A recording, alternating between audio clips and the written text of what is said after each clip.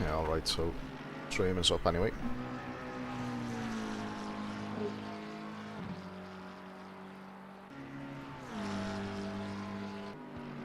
You said the stream is up?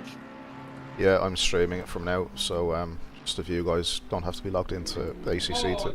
I distracted myself. Huh. Yeah, didn't hit the wall, so it's all good. Yeah, dude. I got distracted thinking about it.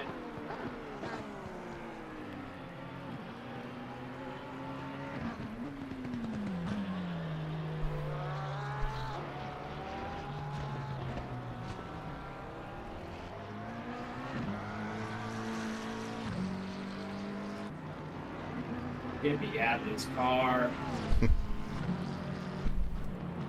Many laps left, did you say?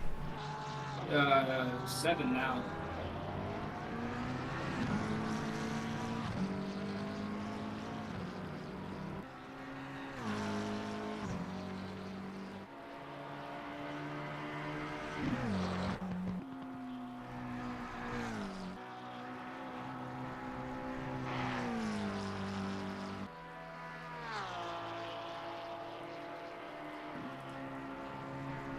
Alright, I'm just gonna run Make to sure you have wet tires selected as well.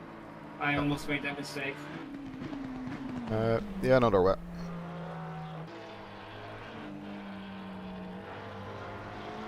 We'll do a final check next lap or so on Camel, just to make sure everything is good. But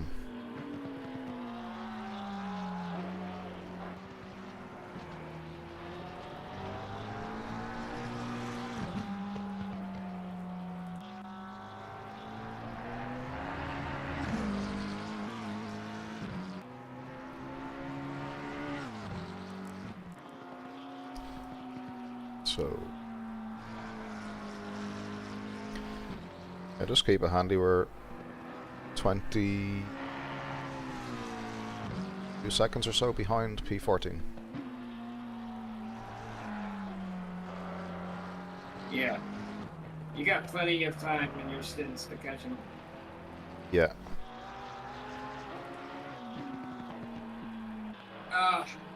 I just can't. Why can I not get the car to stop anymore?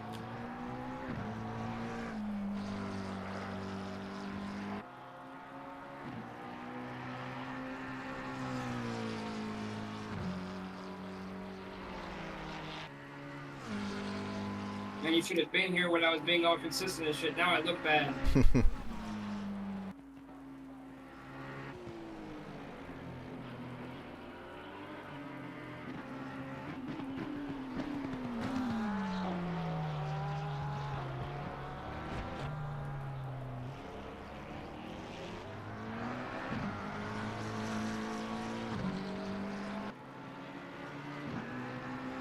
My fastest lap was a 2:27.6 in light rain. Yeah. I don't know what that is relative to you, but yeah. Yeah, 26 is pretty good. 27.6. Yeah, I think I was doing like early 26s. I was on for a 25 a few times, but yeah, just stupid mistakes. Yeah, I make a mistake at least once every single lap.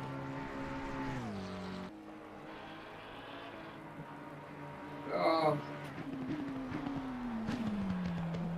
I am fucking hurting. Yeah, it's tough going. It's tough going. Doesn't help that I have my freaking force feedback way too high for endurances. If it's too high, you can press number 2 on your keyboard, the number pad, and it will reduce the FFB. I did not know that. Yeah, you can do it mid. So 8 and 2 increases and decreases the FFB per car, and it actually saves in the game per car, so it remembers it for the next time you're in that car. And then you can also do the same with game audio, using the plus and minus on the keypad, on the number pad. So if you're streaming or whatever and the audio from the game is too loud, you can just on the fly adjust it. Pro tips. Yep. Didn't know that. It's cool to know. And I think done pretty well considering. I mean, the setup on this car is not wet friendly at all. I know Chico said it was a hybrid. I disagree. I looked at it. I was like, "That's something. That's my qualifying setup in the dry." Like, we're doing it, and we're doing a wet 24-hour on it. Like, you know. Not like we knew it was going to be wet the whole time, though. Yeah, it's a bit silly. All right. It would have been better to have a few cycles, you know. But the cycles were 5-minute dry settings. Like, yeah. I had dry conditions twice, but it wasn't long enough to switch from wets to slicks. Yeah, it's going to be wet plus in 10 minutes as well, so yeah, it's wet at the moment, so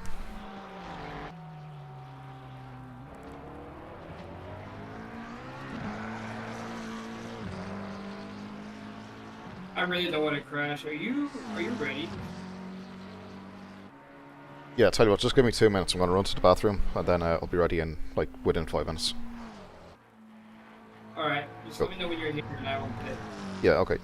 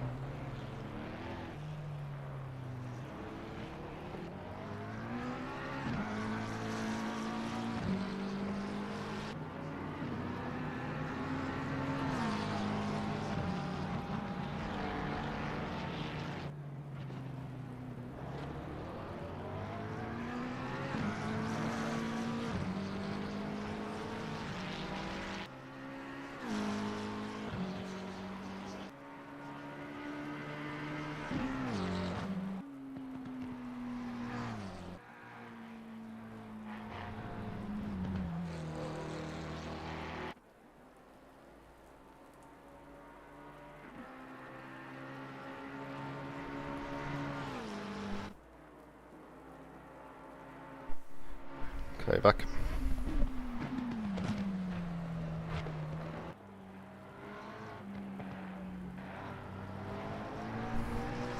Alright, I'm gonna box this lap then. And how much fuel is left in the car?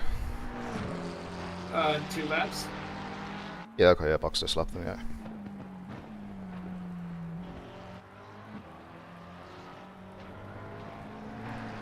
Oh, oh, oh, oh, oh.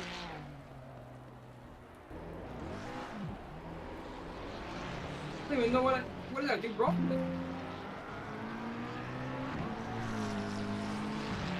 This is why I wanted the box Yeah. earlier. Just not. I feel horrible right now.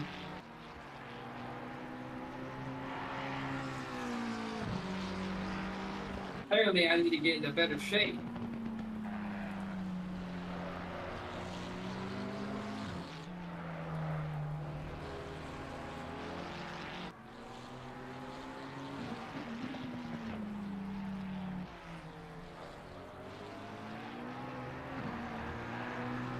Just going to make some final changes to the strategy.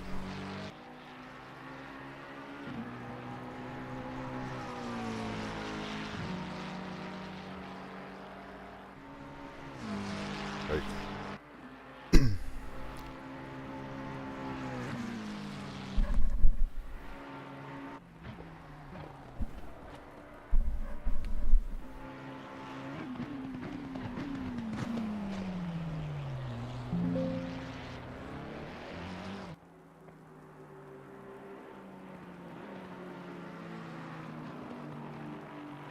Just when you're in the pits, just confirm the field selections and driver swap and everything.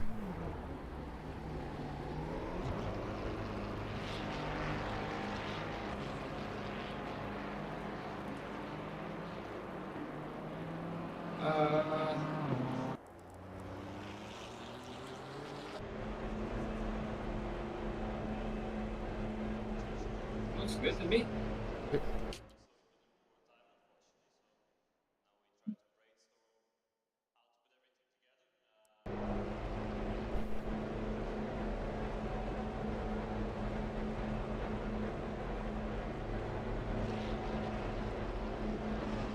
Yeah, just be mindful of the track cuts. Many is on the car? 2. Okay.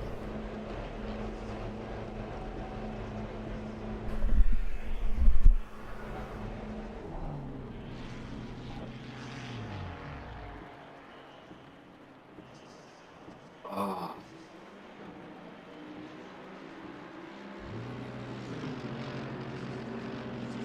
Man. I am hurt. Whew. I feel like an old man. Yeah. Is electronics on? Huh? Electronics on the car? Or the ignition switch? Yeah, yeah, everything's on. The car's on as well. Yeah, the car will be knocked off automatically. And it drops. Well, the electronics is on, yes. Okay. 5, 4, 3, 2, 1. Go, go, go, go, go. Let's go, go, go.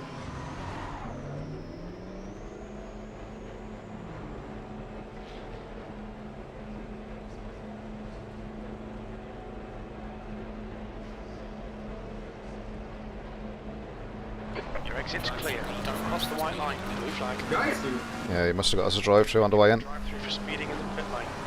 What? I was... You've got 3 laps to serve this penalty. What the fuck? My movie was at like 30 kph. Okay. On your left. Come on, down. Clear left. I don't understand.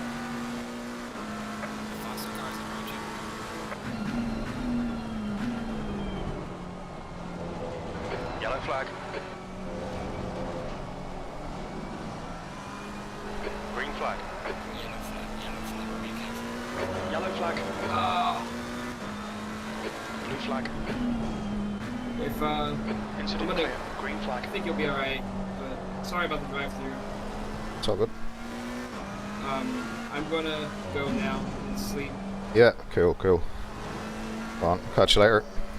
Yep, if you need anything, when you get into the pits, just at me. Cool. Alright, man. See you. See ya.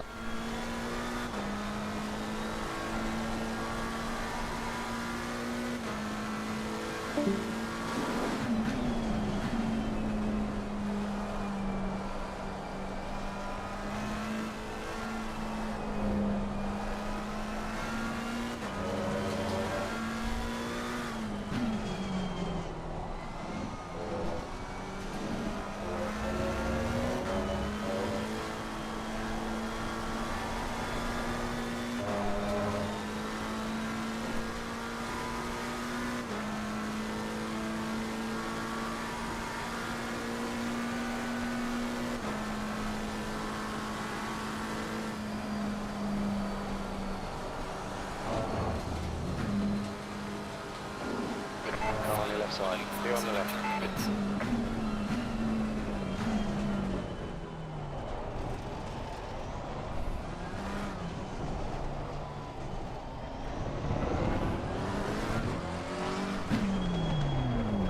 New fastest lap for 2:30.87.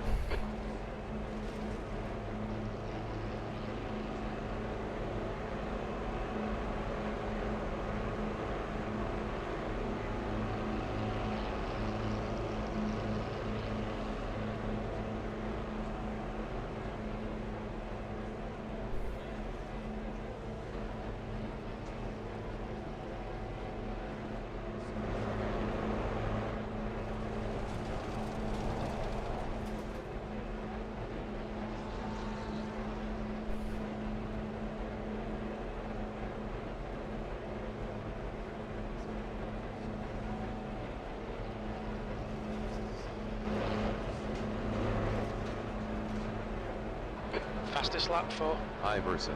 2:30.32. That's a new fastest lap for Corsair, 2:30.19.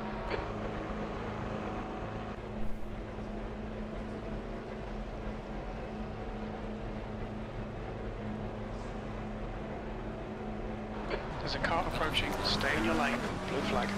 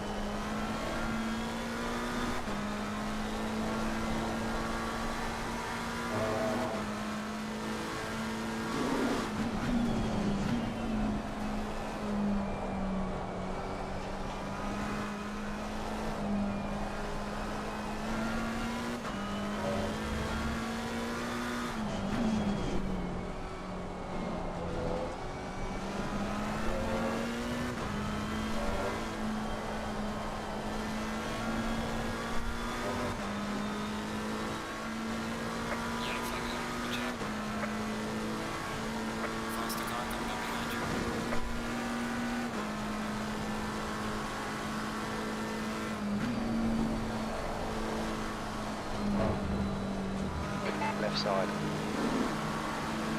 Still there. Clear on the left. There's a guy on your left. Still there. He's still there. Clear left. Okay, Gary. There's a car exiting the pits. Heads up. P17. Left side. Still there. Still with you. You are clear on the left.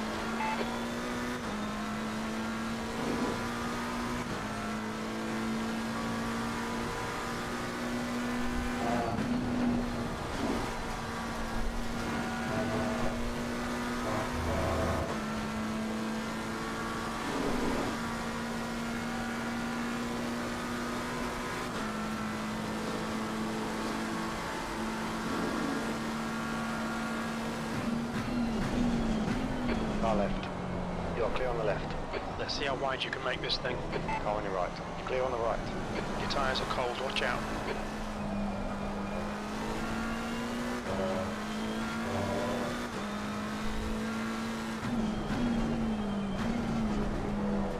Colour flag. Into loop clear. Back to green flag.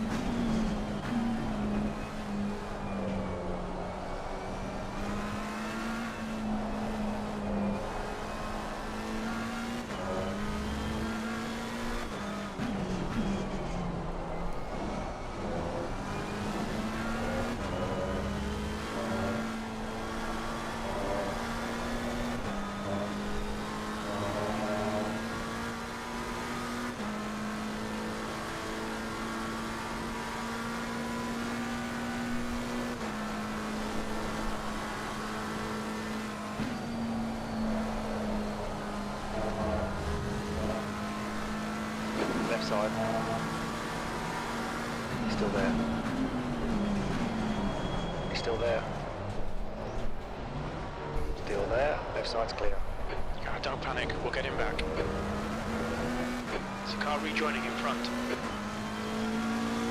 Okay, Gary. The next car is Corsair.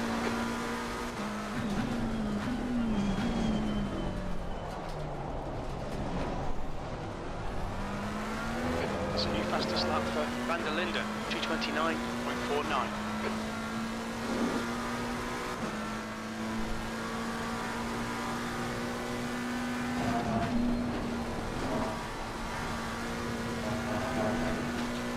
We expect to see some drizzle in the next 30 minutes. We're expecting drizzle in the next 10 minutes. The gap to Corsair ahead is now 1.1.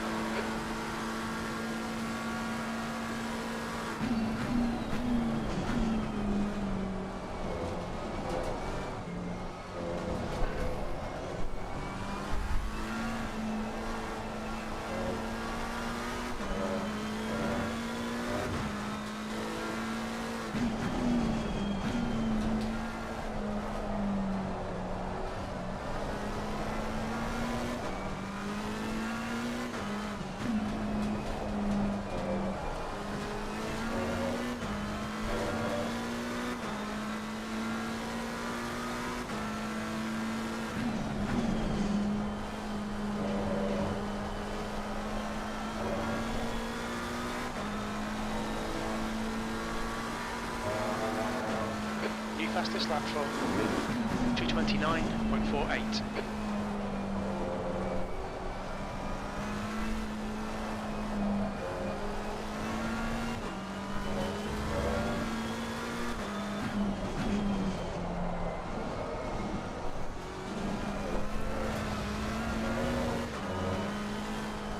Pay attention to track limits, please, Gary.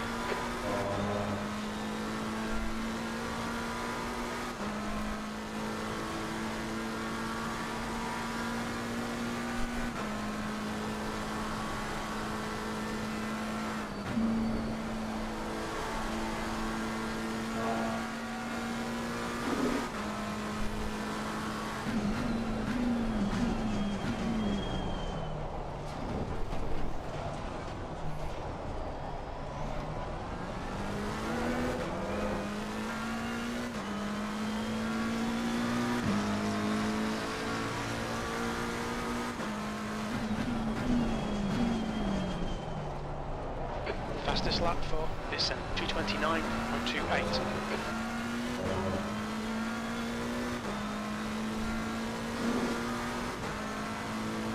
The gap to Corsair ahead is now 1.5 seconds.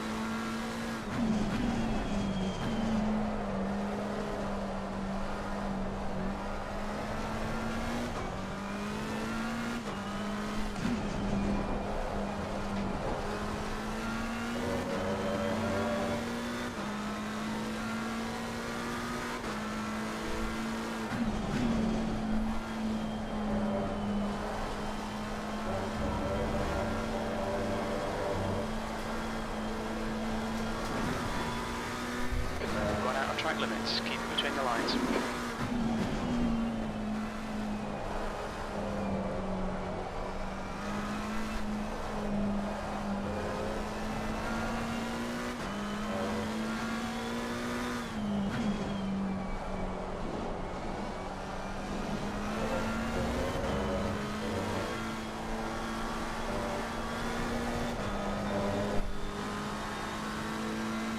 Hey. Taquita. It's over 3 hours to go on a dry setup in wet weather. Fuck. car is actually borderline undrivable.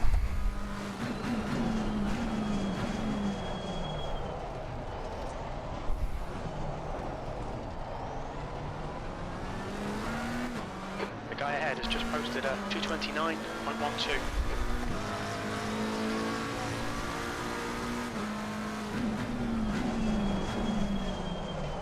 New fastest lap for Van der Linden, 228.90.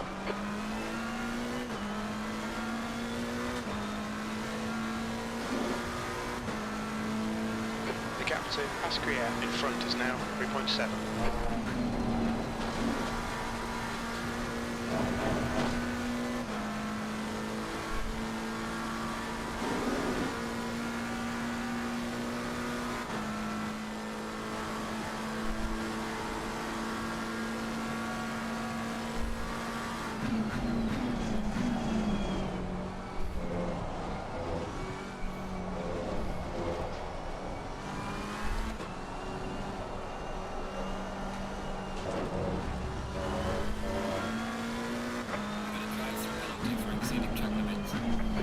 Drive-through penalty for cutting the track.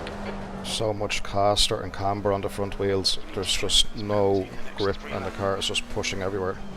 And then as soon as you get on throttle because of the caster, the back of it snaps. So it's understeer on entry, oversteer on exit. Jesus Christ almighty.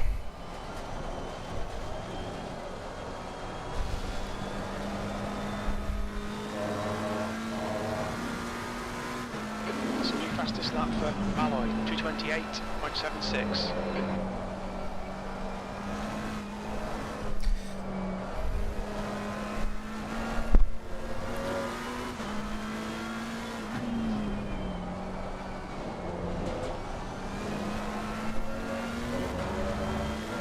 Seventeenth place.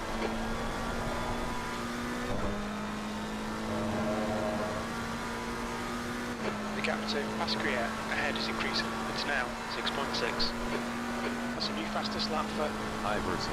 228.74. Certainly a case, the wetter it gets, the slower this car will get.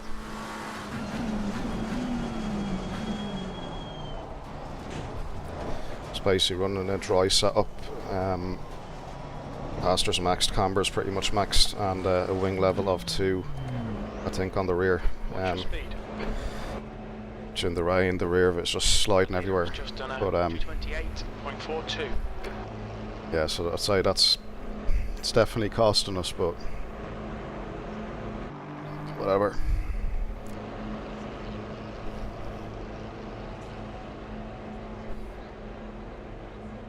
We've had 2 drive-throughs in the last 15 laps when the car was being swapped over. The guy bringing her in triggered a pit speed limit warning, and then I've ran wide just on one of the corners there trying to control the car, and yeah, another one. So we're giving away drive-throughs by just trying to keep the car on the track, because the setup is off. It's not really that we're pushing too much, it's just a lot of the drive-throughs that we've picked up have been down to just the imbalance in the car and trying to keep it point in the right direction, really.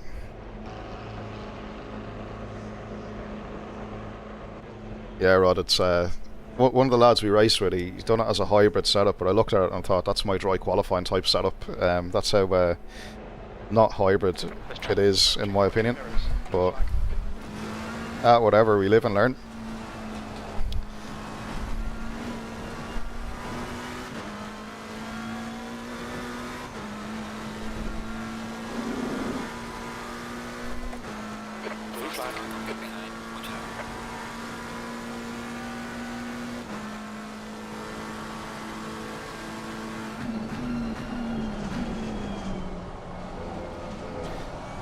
Yeah, if it dries up a small bit, I think we'll be okay, but at the moment, there's just no, like,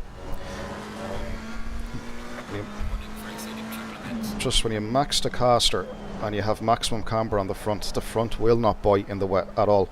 And the front A or B is, like, maxed as well. I mean, 228.13. it's the worst setup you possibly could put on a car for okay, you could get away with it in the dry, depending, but in the wet, like, I mean, it's hard to get worse. But yeah, I suppose once I know about it, and I can try and drive around it, but it's a constant battle. It's like on the way in, we're fighting the front and waiting for it to grip. On the way out, the back of it is willing to snap all the time. Behind is pitting.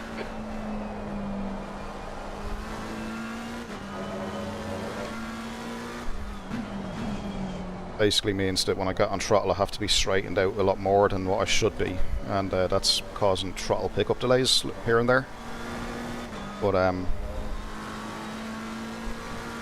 yeah, I think once I'm aware of it, it probably won't be as bad. Okay, Gary, light right now. Looks like it's getting better. The track, as you can see it there, wanting to snap even at the high speed. That just shows the aero and balance on the car. And even in Blanchimont, like I ran wide earlier in the race, and that triggered another drive-through, even though we lost time. But that's the point. I mean, when you, particularly in the wet, if the balance is off, it can cost you just by trying to keep it under control. Because the setup of it's uncontrollable. It's good though, I think. See what, dry weather in about 10 minutes, so that should help the setup. I think we'll be a lot more, that'll benefit us a bit more.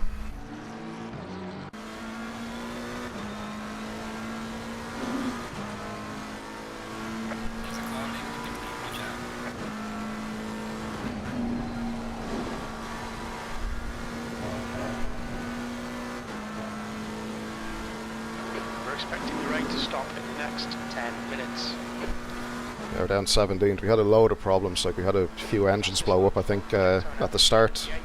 We had a few off tracks, we had a few wrecks at the start of the race within the first couple of hours. Then, like I say, we got the setup totally wrong. We were on pace, and probably are on pace with the leaders in certain circumstances, like when it's starting to dry. But when it gets anything from like medium wet onward, we drop pace big time. Fastest lap for Iverson, 2:28.00. But these type of conditions, and when it, like if it gets a bit drier, I think this is sort of the sweet spot. New fastest lap for Cord, 2:27.57.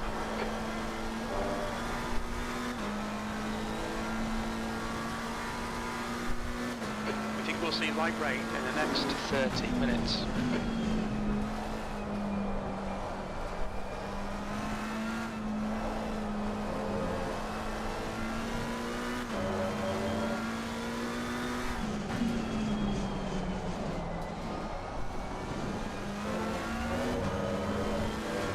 Your tyre temperatures look good.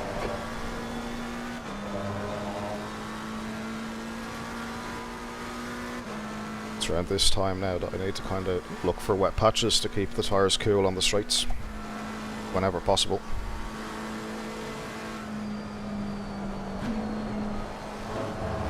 The amount of speed I have to scrub off there because there's just no downforce on the rear.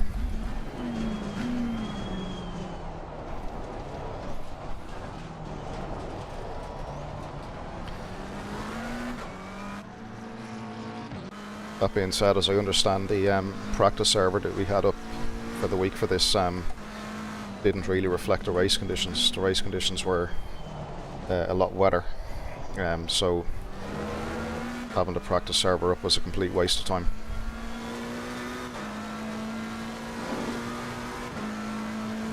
But yeah, let's see. That's a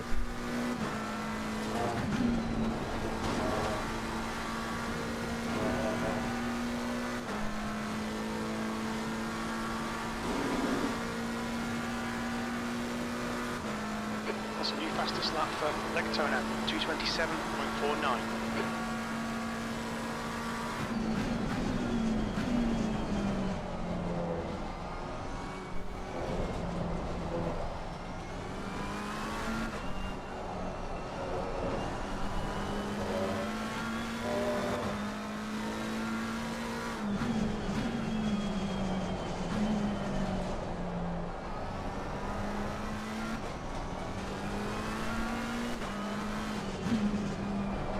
Fastest lap for Korea, 2:27.06. Yellow so flag. someone's gone off on Puhon.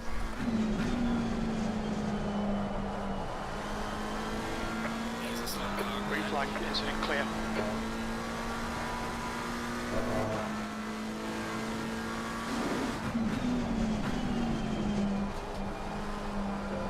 The leader, Van der Linden, is pitting.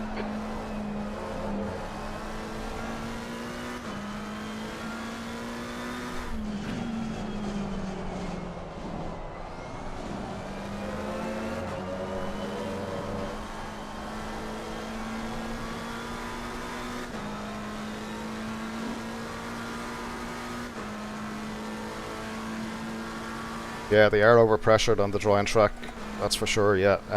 We set the pressures up based on it being wetter. It was kind of the best compromise, so we thought if it dries and the pressures are high, it's given the car the stiffness that it's kind of been set up with. It does suffer, but I think if we were to adjust the pressure to suit it for, let's say, this type of track, then it would be too much of a compromise on the medium wet. So the setup on the car for the medium wet is awful anyway, so I think we'd made a decision to kind of, okay, let's at least get the tyres right for that setup, and then when it starts to dry, given the car is set up for a bit of a drier track, then we could just manage the pressures a bit.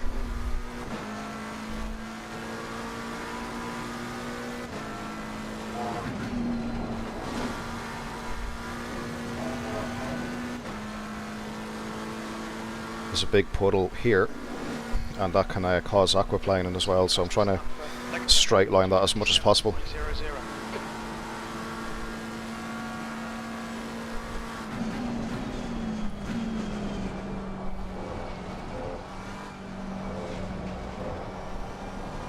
Your front tyres are cold.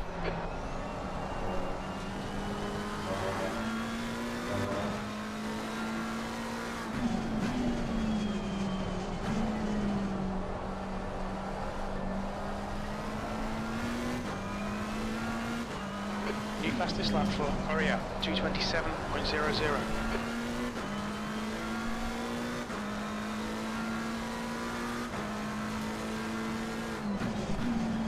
Yeah, they had a practice server midweek, and one of the lads we raced with was doing the setup, and the rain in the race ended up being a lot worse.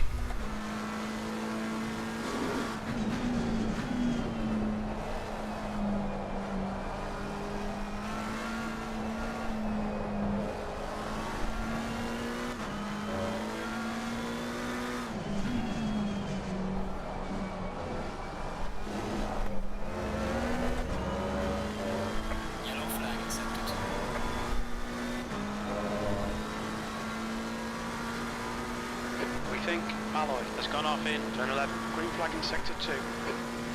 Yeah, thanks, Rod. Yeah, it does take a bit of getting used to. I think it's I think out of all the sims, when it comes to wet weather, it is definitely the most tricky. It's like it just has less grip compared to the rest. One thing that ACC didn't do well previously was the curbs in the wet didn't really have as much of a grip penalty, but in the new V1.9, and I'm not even sure it's 1.9, I think it was even one of the later patches, like, so we're up to 1.9.5 now, mainly just BOP changes and stuff, but it feels as if going on the curbs now, even in the wet and in the dry, is quite punishing, similar to the way it was and the way it is in Automobilista 2. Remember even going into the curbs in the dry before, particularly on exits when the car is fully loaded up, and the car, you'd feel it wanting to walk around underneath you in the FFB, and that's something that ACC didn't do before. But as I said, in the last couple of weeks I've noticed that one of the latest patches feels like at least it's done something with the curbs. Oh, went in too deep. Your tyre temperatures look good.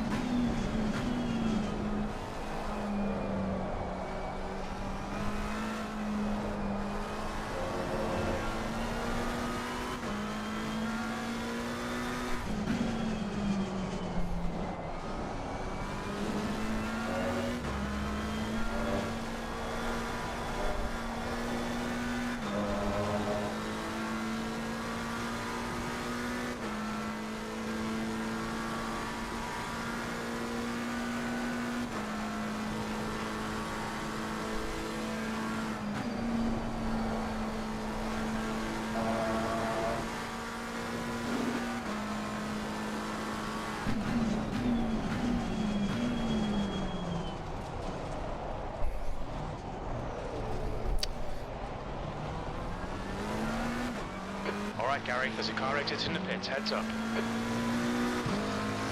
Car on your left. Thank you. Clear on the left.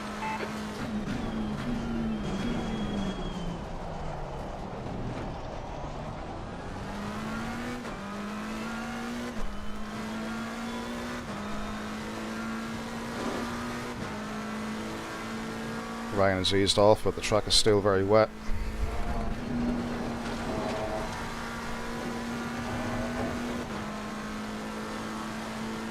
It stopped raining. New fastest lap for Legatona, 226.80.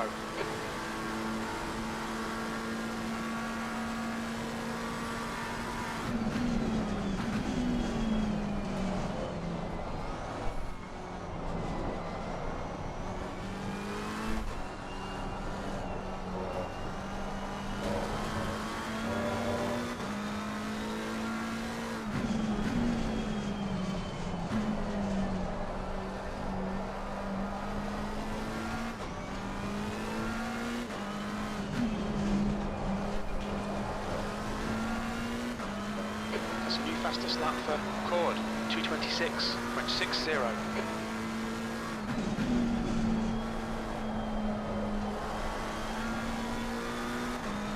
Track is definitely getting a bit faster.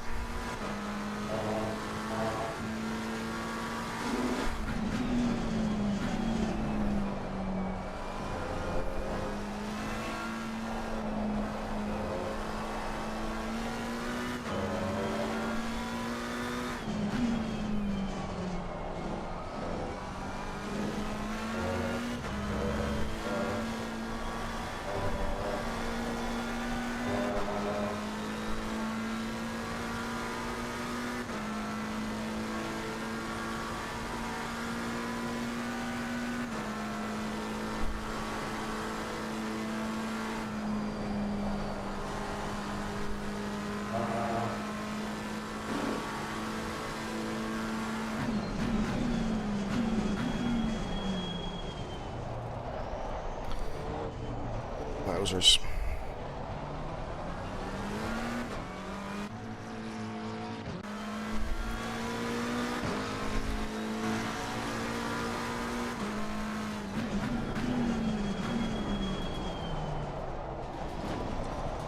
I think the high pressures and the max camber is certainly hurting the braking performance.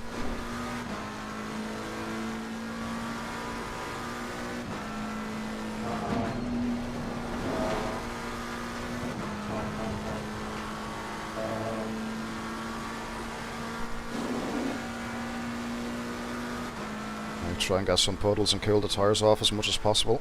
The leader has just done 226.80.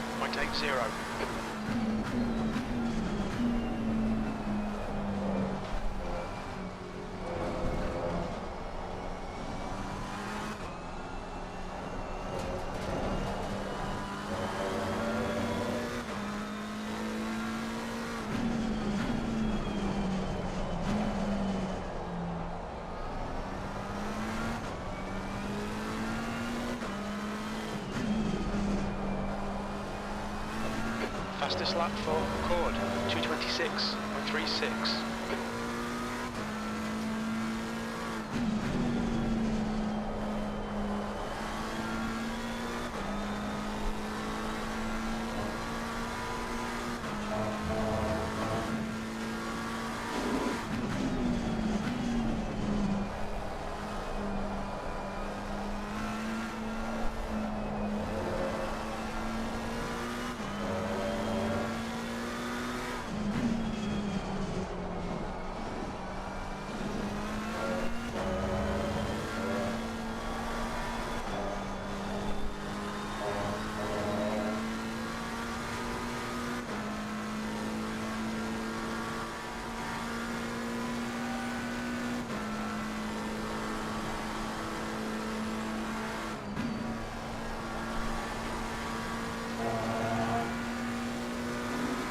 Safer almost, just take a little downshift in there and just to get, I mean there's no real time advantage by going in 6th gear in Blanchimont at the moment, so a small downshift I think is proven to be the safer option. That was a 227.83. Sector 3 is 0.8. Off the pace.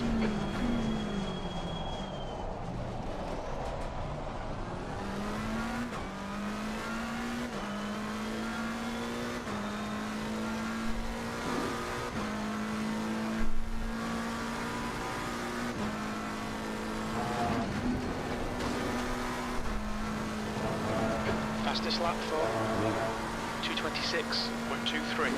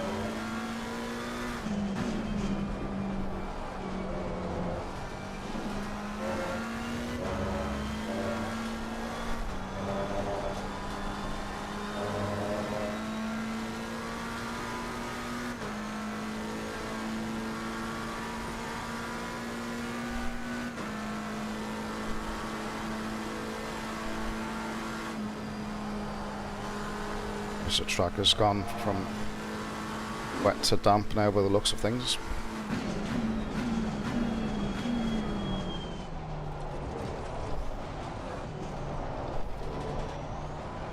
This should benefit the setup a tiny bit. It's your best lap in this session.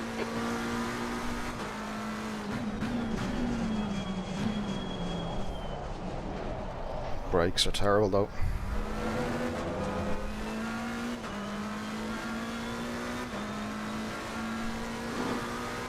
With that last lap I've done, I'm about 1 to 2 seconds quicker than everyone around us, so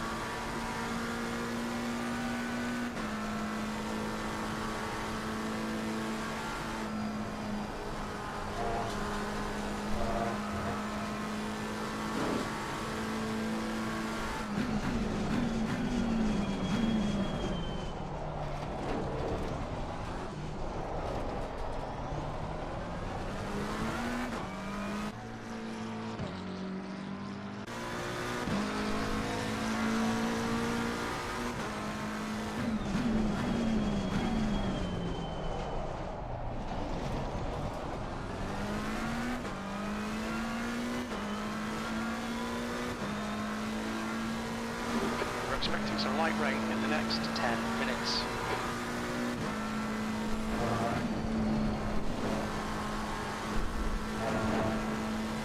New fastest lap for Lectona, 2:26.23.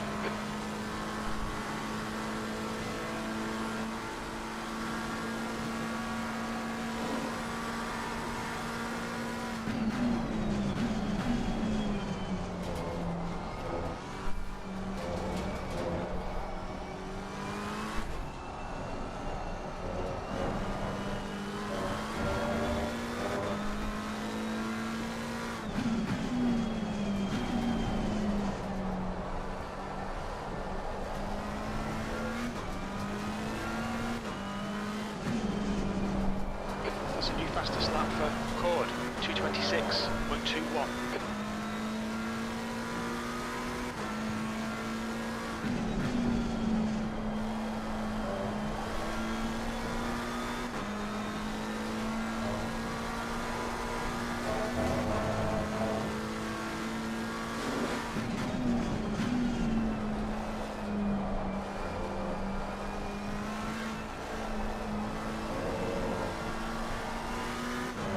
Sector 3 is now yellow.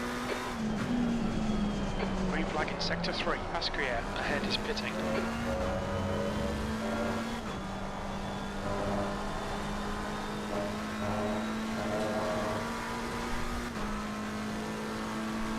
New fastest lap for Thunder, 2:26.09.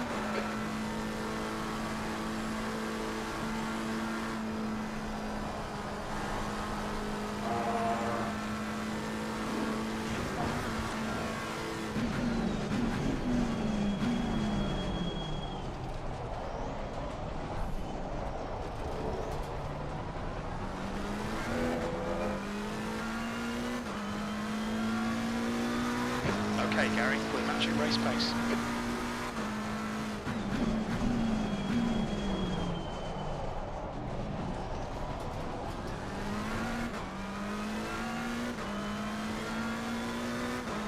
You've got half your fuel left.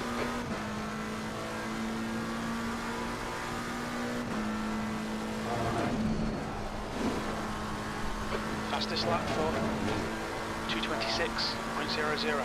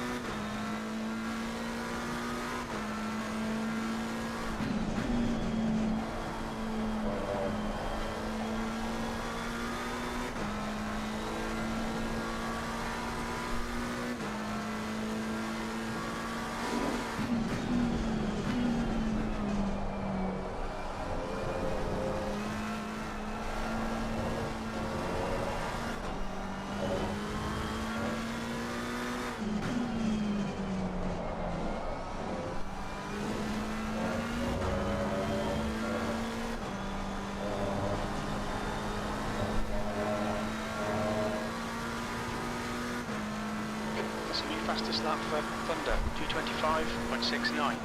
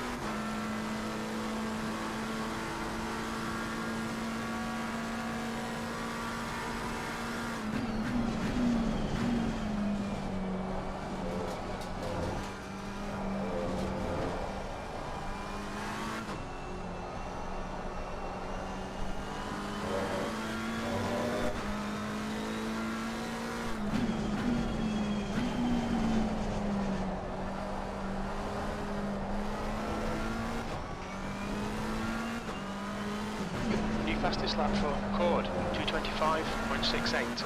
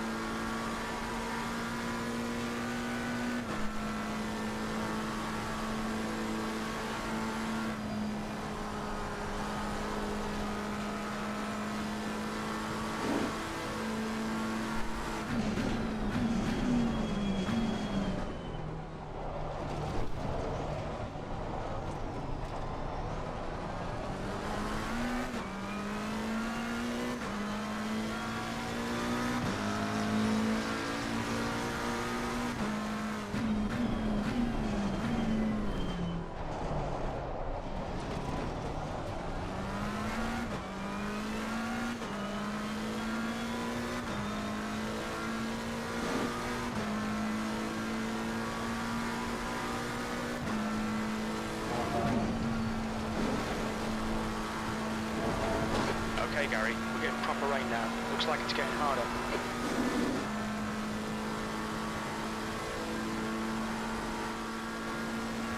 We're expecting drizzle in the next 30 minutes.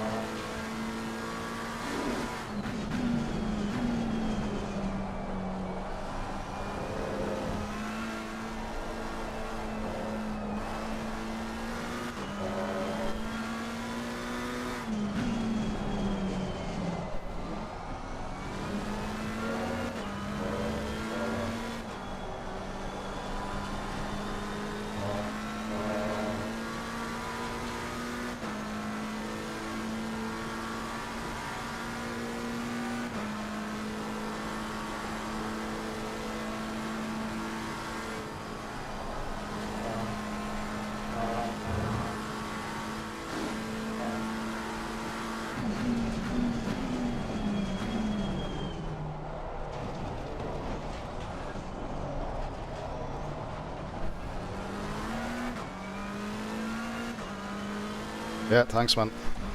That lap was a 226.42.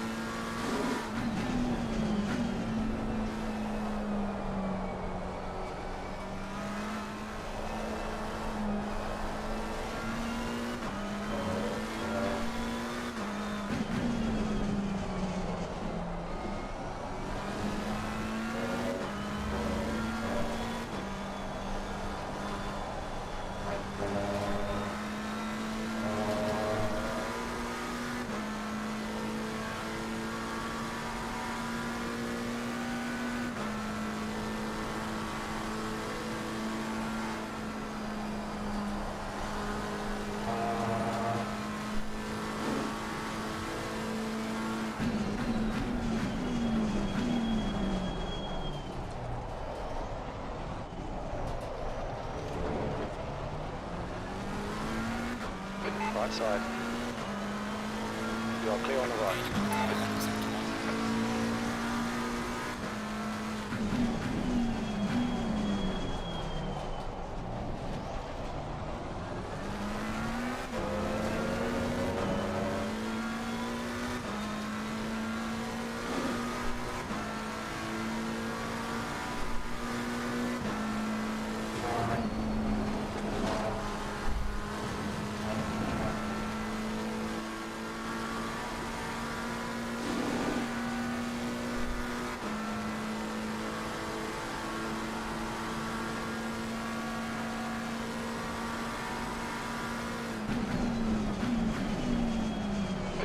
V16.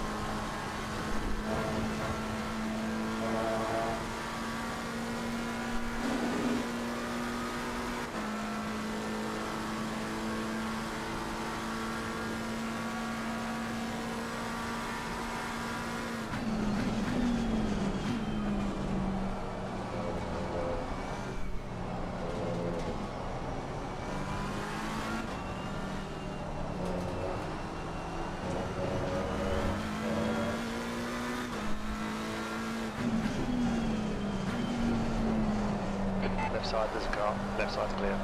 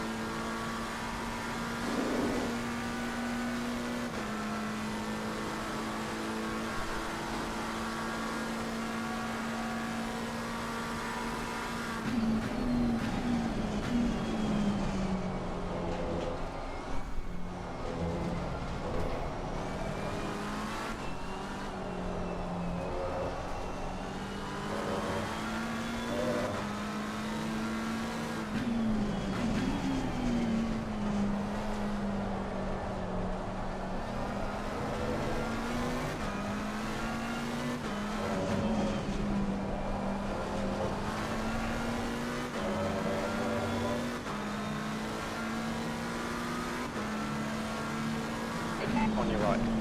Blue flag, your right.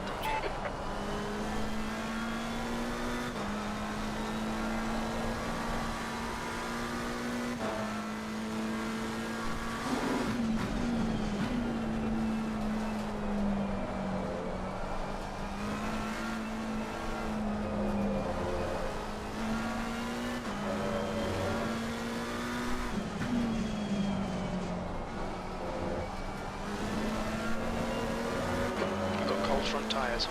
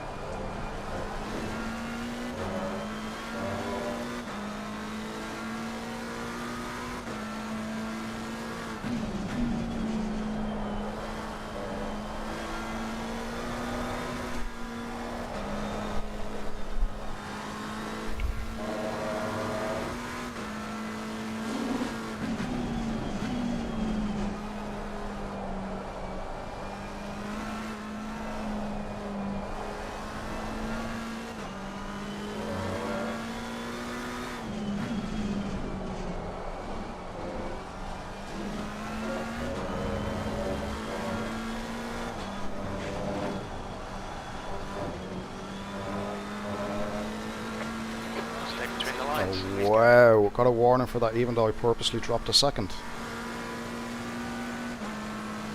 And track limits in this game are absolutely borked. I've lifted off the throttle and purposely cost myself about 8 or 9 tenths. Still get a warning for the track cut. Who knows? Why do they not do the simple stuff correctly? Honestly, like.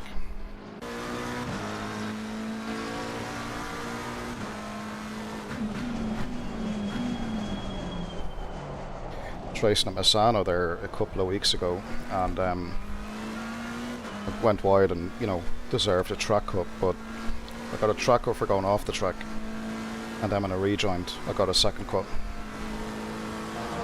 It's like there was something up with the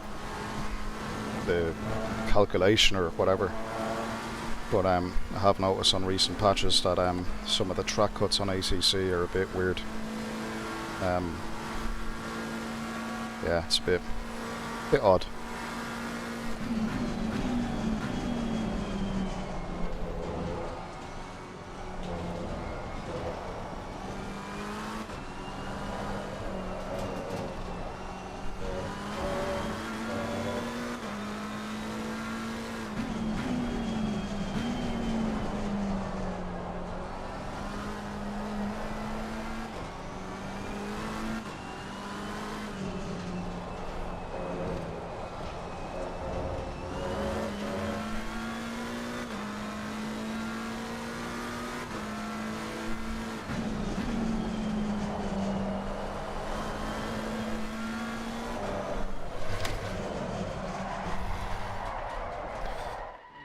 Oh man.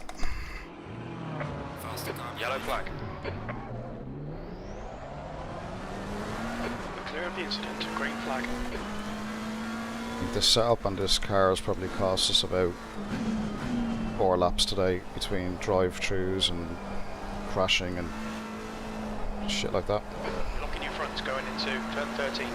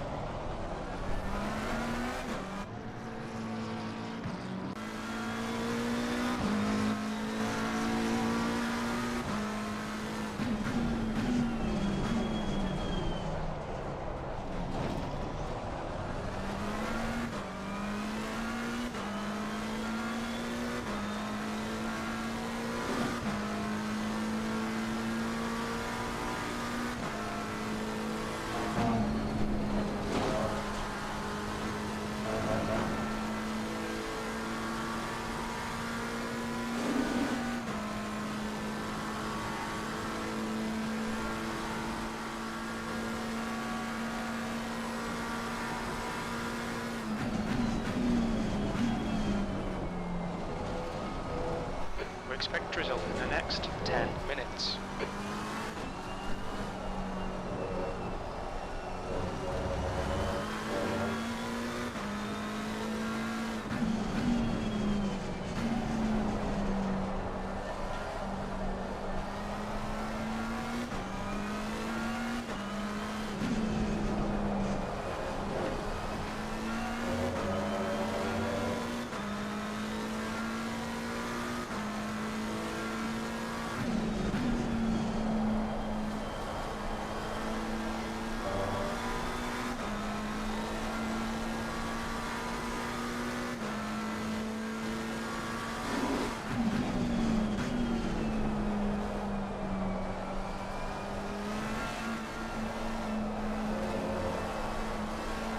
Expect medium rain in the next 30 minutes.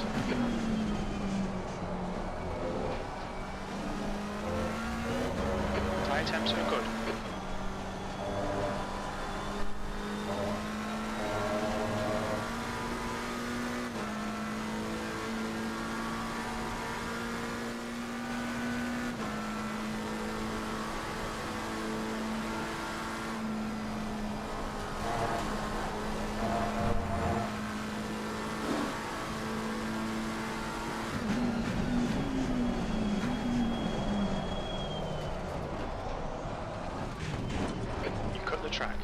nice and tidy. There's some light damage on the left.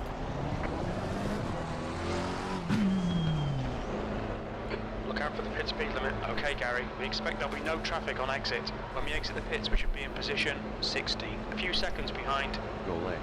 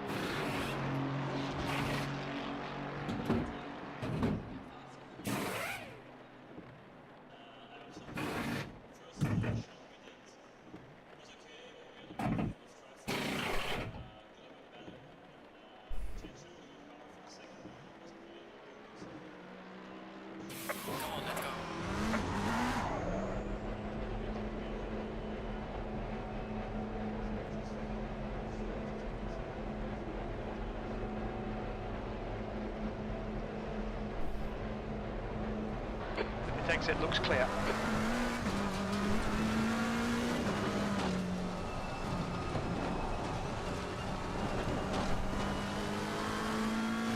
Blue flag.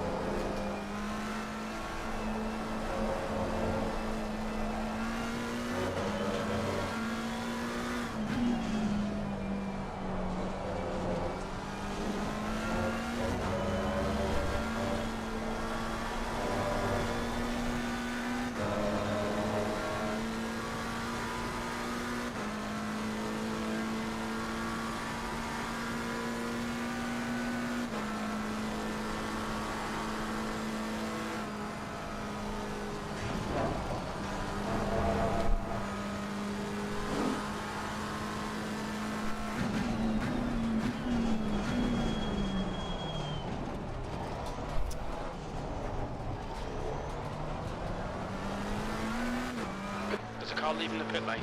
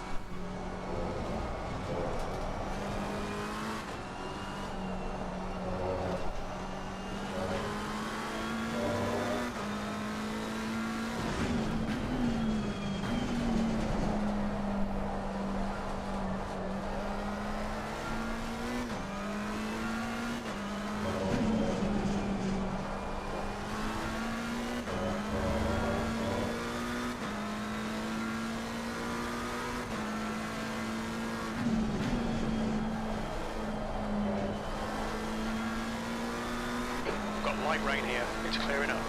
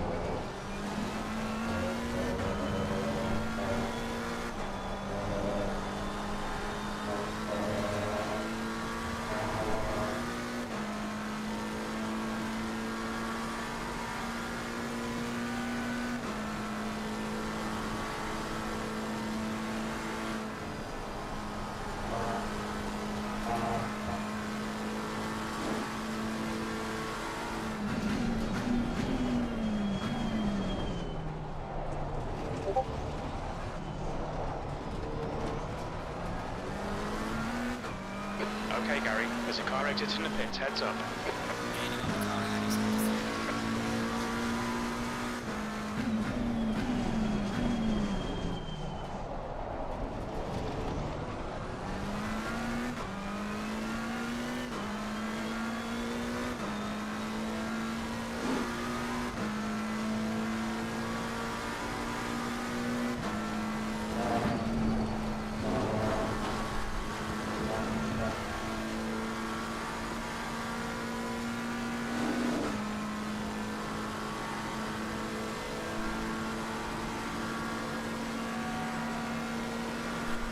flags on your left. Left side's clear.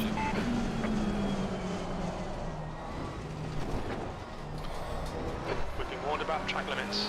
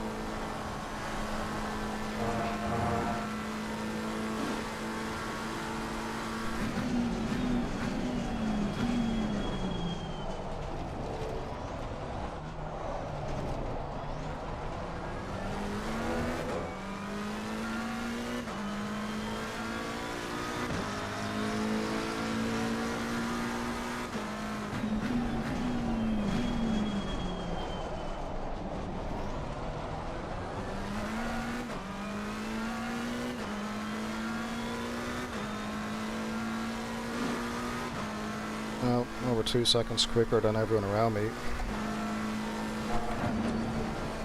So in theory, keep this up and keep it clean without any track cut warnings. Might be able to nab a few positions.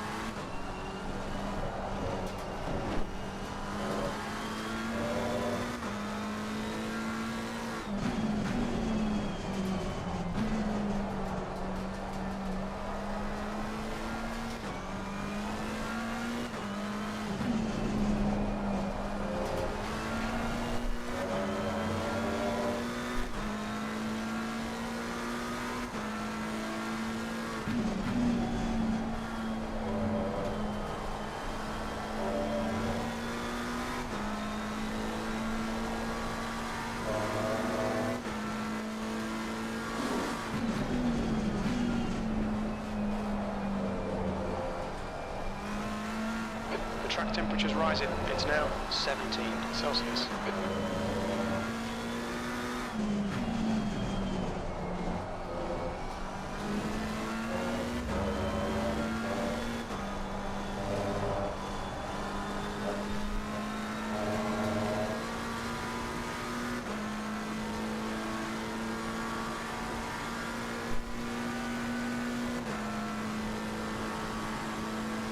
The guy in front is Revo.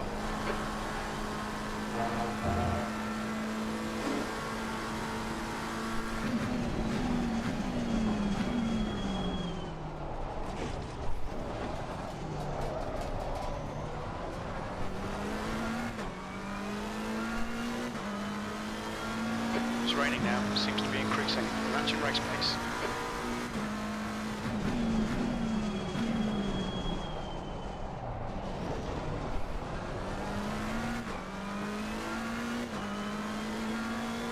Okay, so 2 seconds a lot quicker than the guy in front. The guy in front of him and the guy in front of him, so once we have no more messes and if they get a warning or something, then it could bring us back into it. And then I'm not sure if they've stopped for their brake change. We did at about the 12 or 13 hour mark. maybe the 14-hour mark around, we swapped our brakes out then. I don't think brakes will last the full distance, so if anyone hasn't stopped for brakes, they Stay sharp. likely will have to. Incident clear, green flag.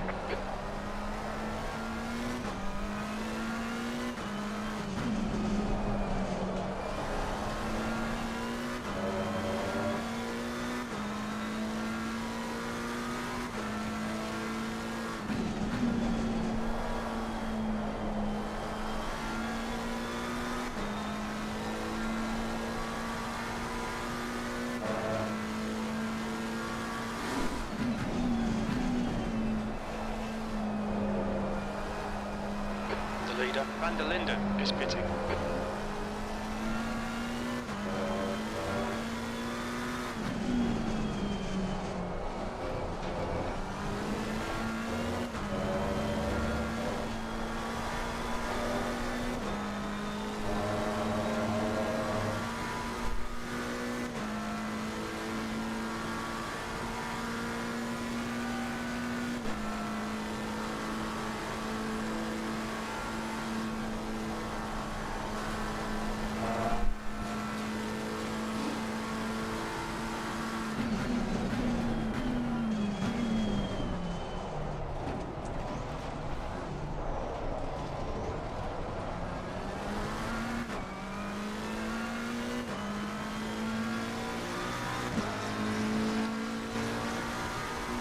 Expecting medium rain in the next 10 minutes. Your lap times are improving.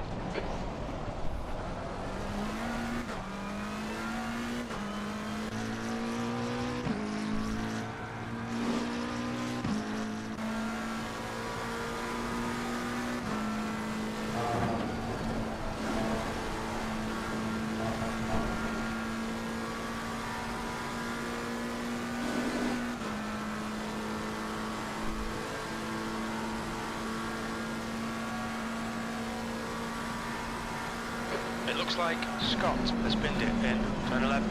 Yellow flag.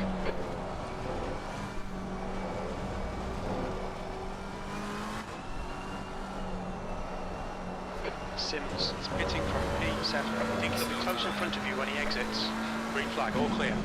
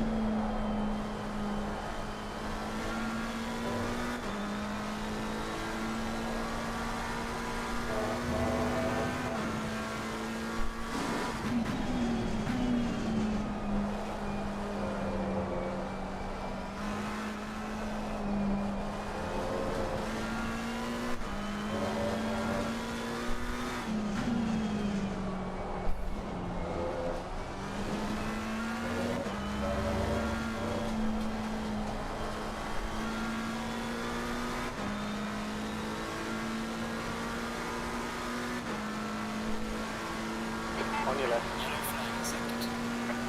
To your left. We think that Gearson has gone off in turn 11. Sector 2 is now green.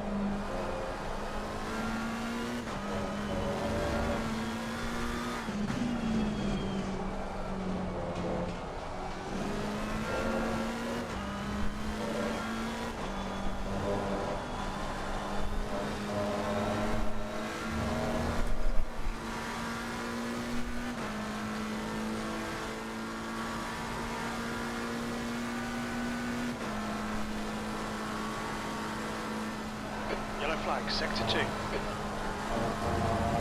Green flag, sector 2. We can see Corsair has stacked it in Bruxelles.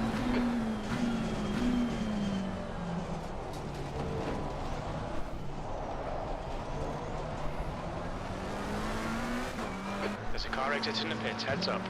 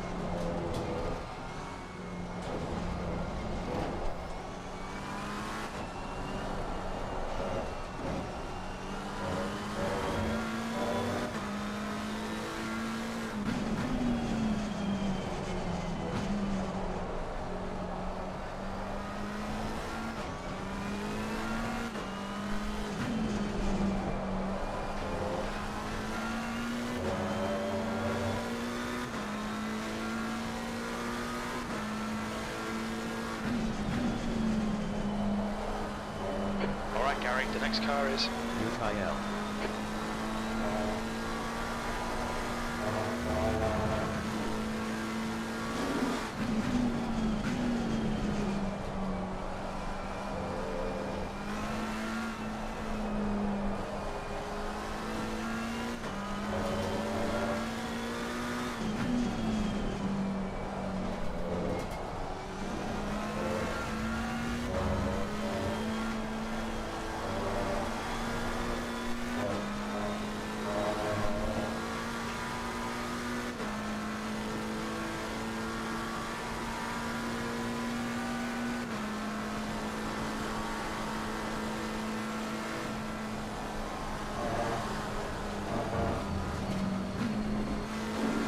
Stewards have warned us for cutting the track and keeping between white lines.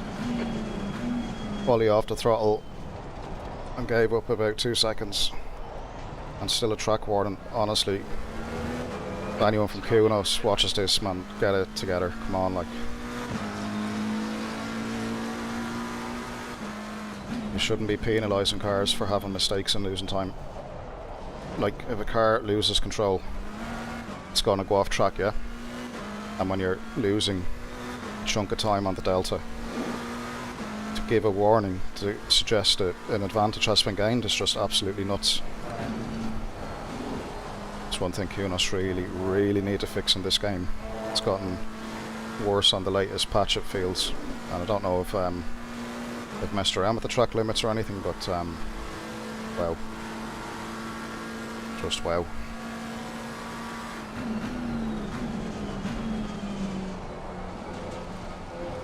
So inconsistent, and I'm all for penalising someone if you leave the track and you gain an advantage and you go positive on the delta and stuff like that. I'm all for it, but when you're penalised for trying to push the car and making a mistake and losing time, and you're penalised for that, that's not right.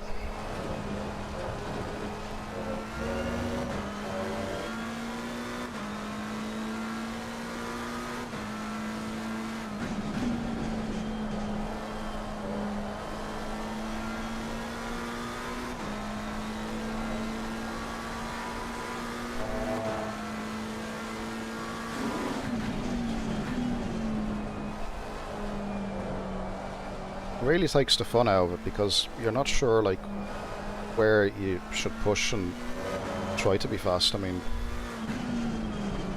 like, I'm actually afraid to drive it now because I don't know like where the next track warning will come from, like if it's a mistake or whatever. Setup is so edgy like that. You see there, like I can't even put the throttle down.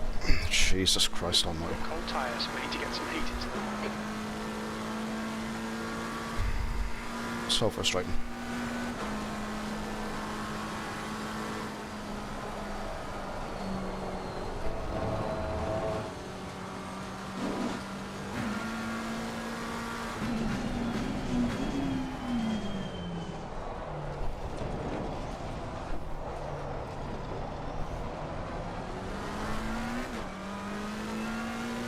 think the frustrating thing, like I say, is the track cuts that I've received have actually been completely unfair. And all of them, there was massive lifts, the car was out of control, and there was about 2 seconds lost, roughly, I think, on the delta just from that mistake. And it gives a warning, so yeah, that's not cool.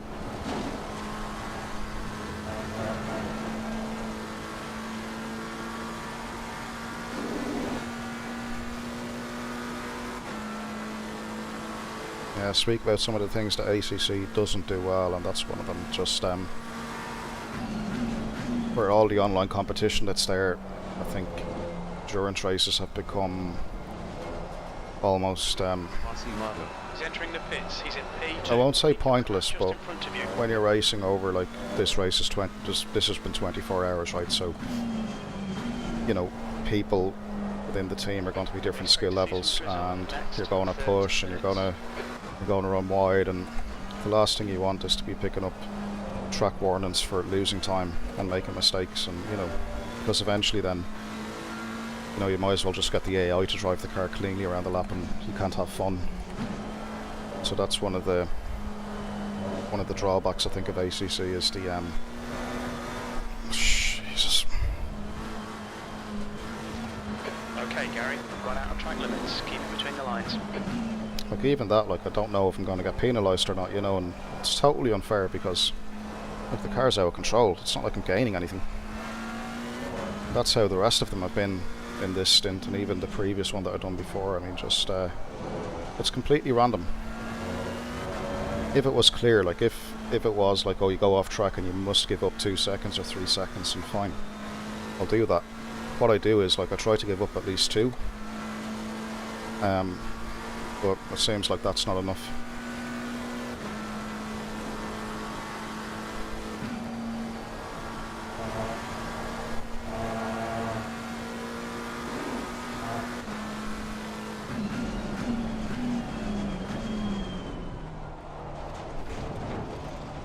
I think endurance racing and this has become like an exercise in just avoiding track warnings and track limits. It's nothing to do with pushing or, you know, as such, which is the frustrating bit. That's why I tend to stick to sprint races most of the time in ACC. Endurance used to be fun. I used to do a bit more of them, but lately, even in the sprint races, the track limits have been a bit weird. Let's see. I'm sure it'll improve, or I'm sure it might be patched.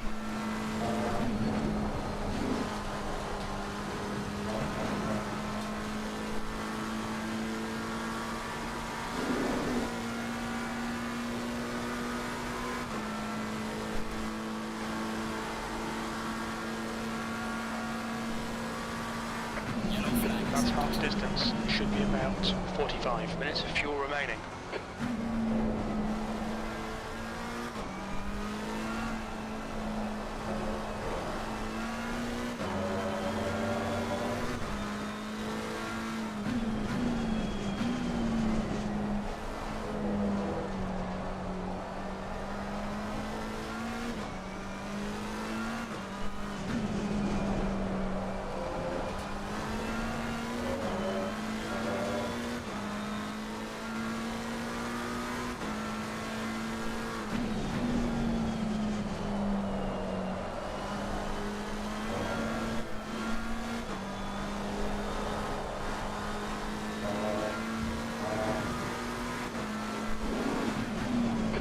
Flag sector 3. Conditions are getting worse. Green flag sector 3. So I see people start to go wide, and you may see a bit of an increase in track limits and drive-through penalties.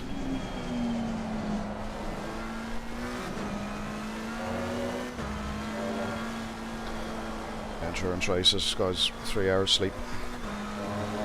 It's in last night until about 1 AM, 1:30 AM, something like that. And then back in the car about, it's 5:30 this morning, thereabouts. Keep it within the track limits.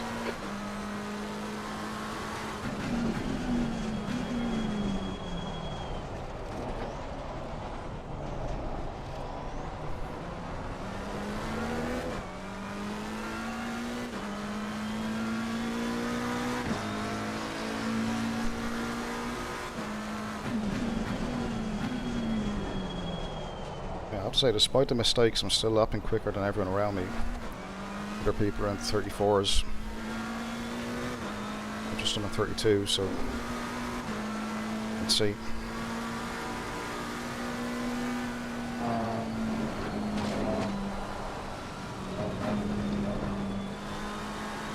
had a cut warning. Keep it tidy, please, Gary.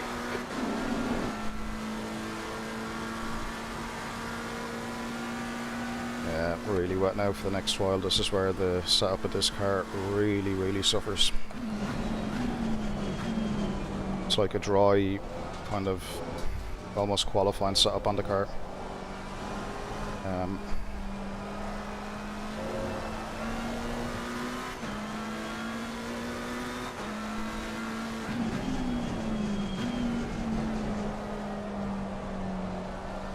Maybe a dry race setup.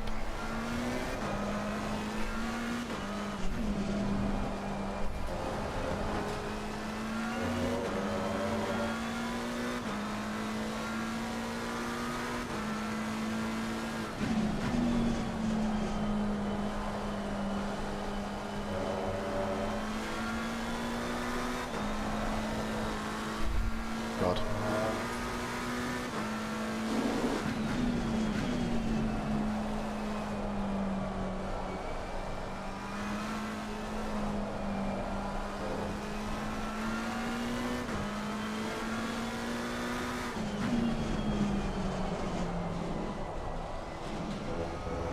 Yeah, it's definitely difficult to be quick when the back of the car is just so lively, because you can't focus on being fast through racing lines when you're just trying to keep the back of the car in control all the time, and then that begins then to bleed lap time. Wow.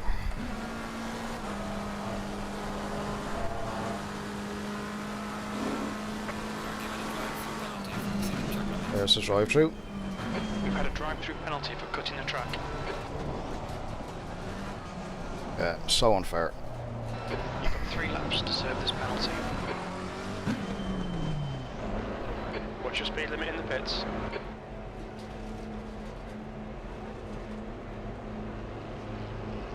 Yeah, I don't think we'll be doing any more endurance events in this until they adjust some of the track warning logic, I guess. Yeah, because you can't race like that, and don't want to come across as moaning and complaining about it, right? But let's be absolutely straight with this. When a car is out of control and you run wide and you lift, and you know you lose 2 seconds or more on the delta, I mean, what else can you do?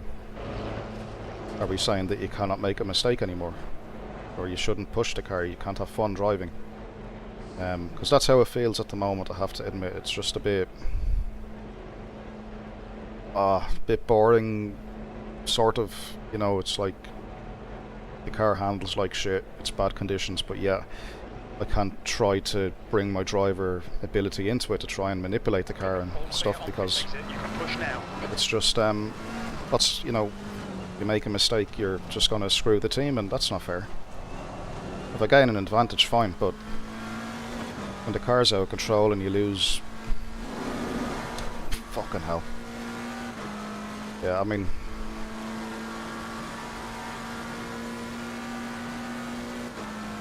Yeah, not good.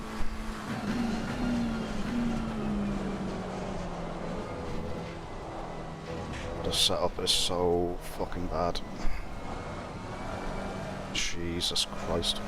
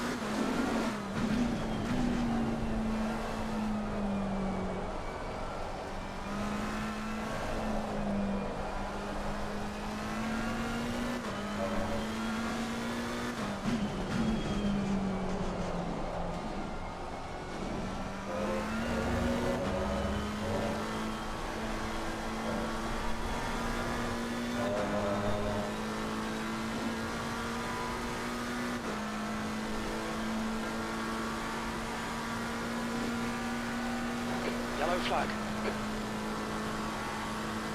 You're clear. Incident clear.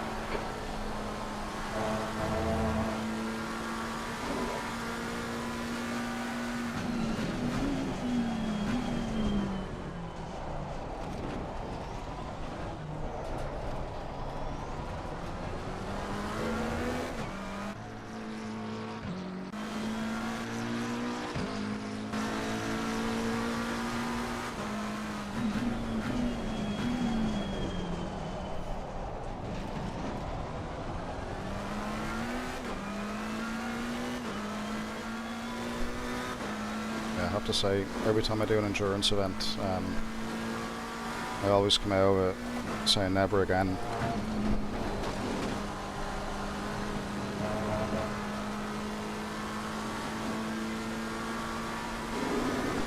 I like endurance. Like ACC does it well. I mean, we do a 24-hour race and, you know, 8 hours, 10 hours, whatever you want. But just think like over like long endurance races, Kunos really has to work on the track limit logic. BTR. He's pitting from P25. I think he'll come out just in front.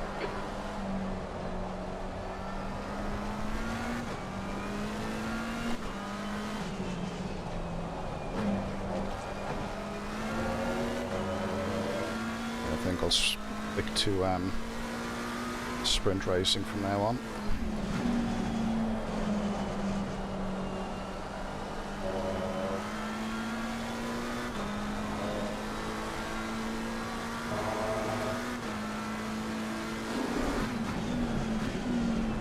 We're expecting light rain in the next 10 minutes.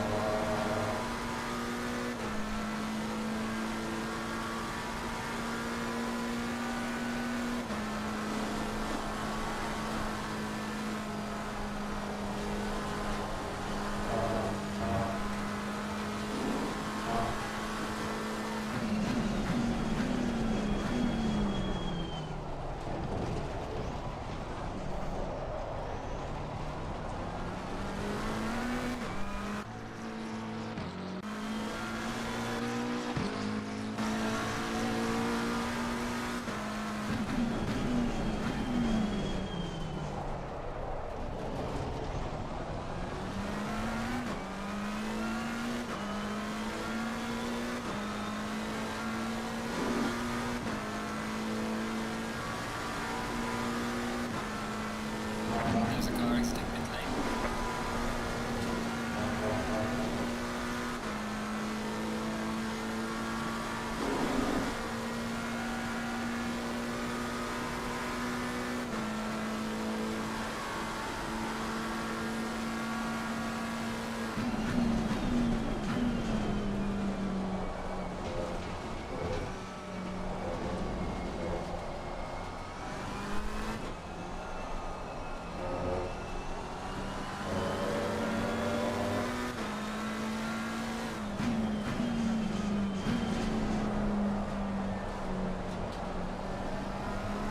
Guy on your left.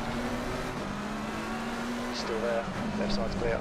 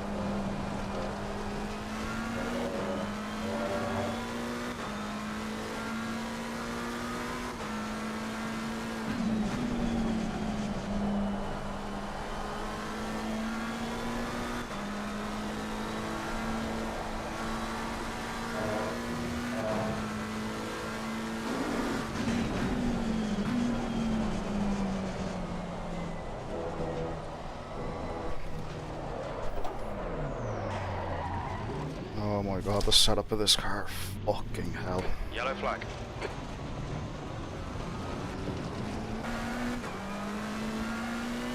Green flag, you're clear.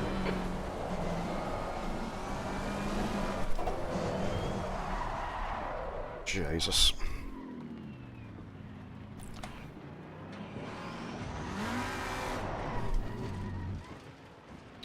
Green flag. Watch out. Green flag, sector 2.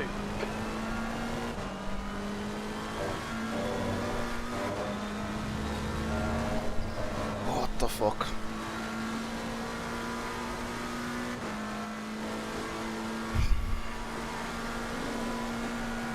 Does anyone know if I return to garage and actually put a proper setup on the car, what do I get stuck for a minute or something, or?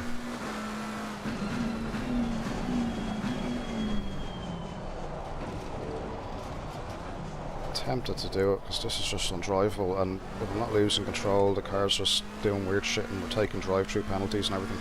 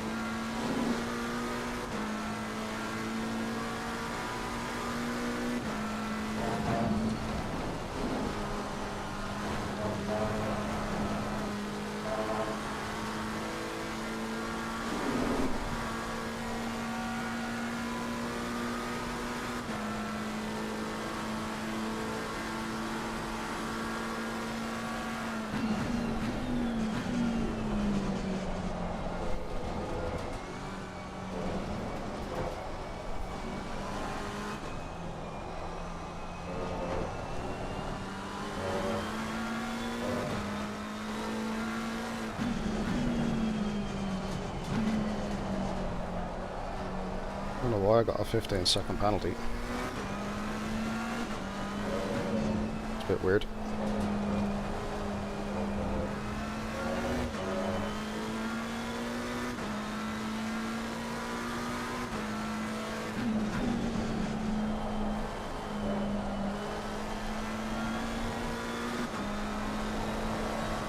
Jesus Christ, man. This car is... Just had a warning for cutting the track. This car is undrivable.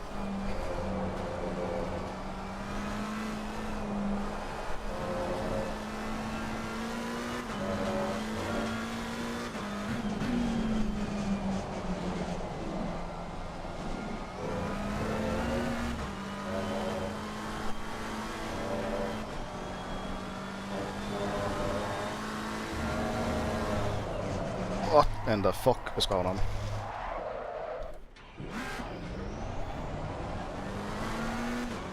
We expect result in the next 10 minutes.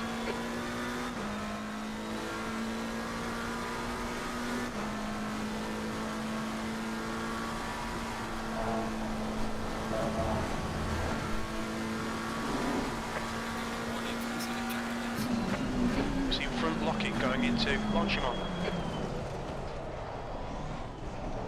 You know, if it wasn't for my teammates, I would just retire the car right now out of the bullshit that's going on.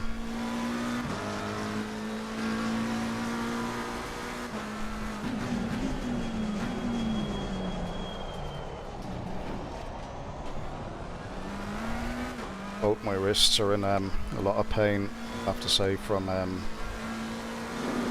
constant driving and correction of the car.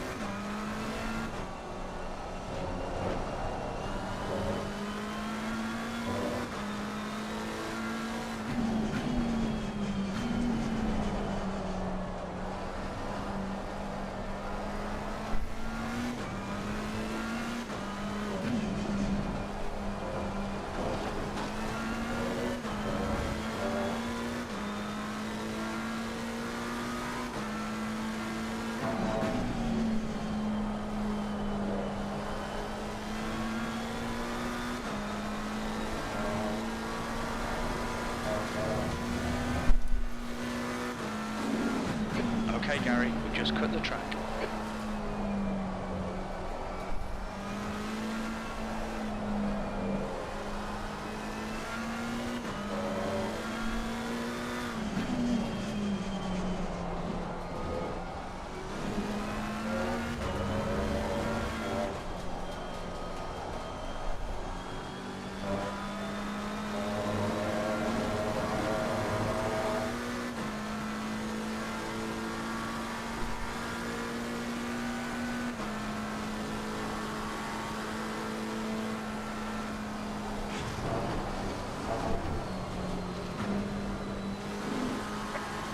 Now how? Fuck off. Absolute fuck right off.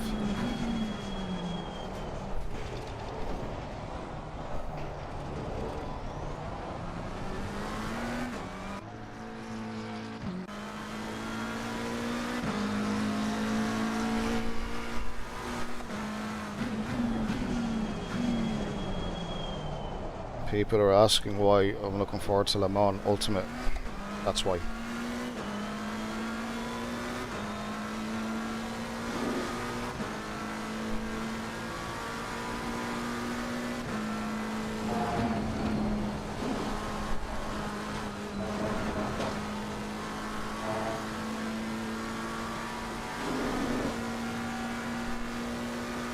They managed to get the online thing like ACC without the ridiculousness that we're seeing here. I think it'll be very, very successful. And in saying all of that, I'll tell you from our factor that servers, as we know, have always been a bit of an issue, but if they manage to fix it, and LFM seem to have done that, don't they? So, fairly hopeful.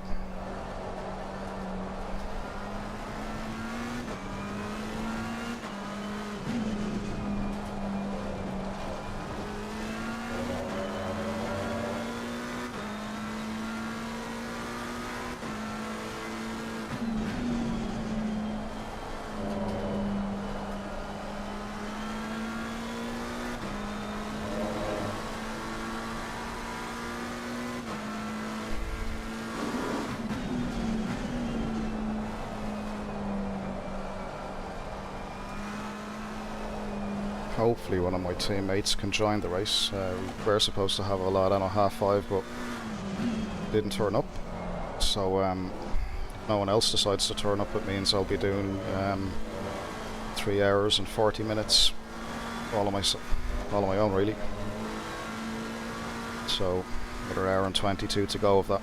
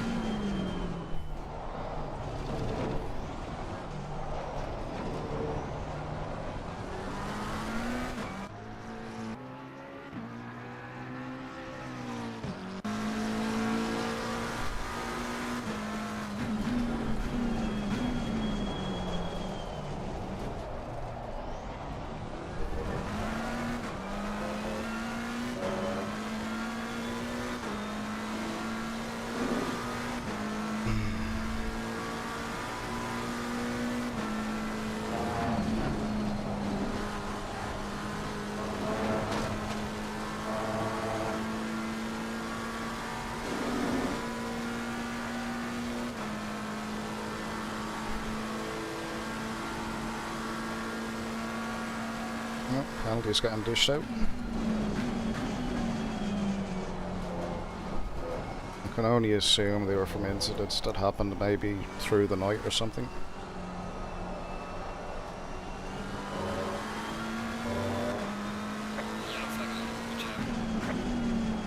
Yellow flag.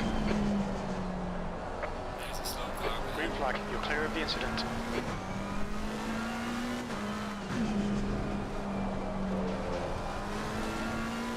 Air temps rising. It's now 17 Celsius.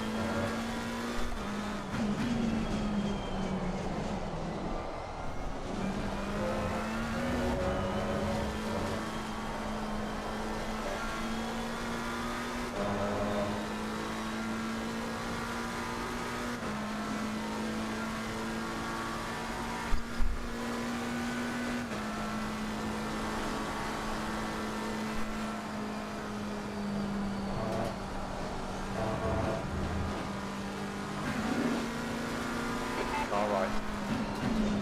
Right side's clear.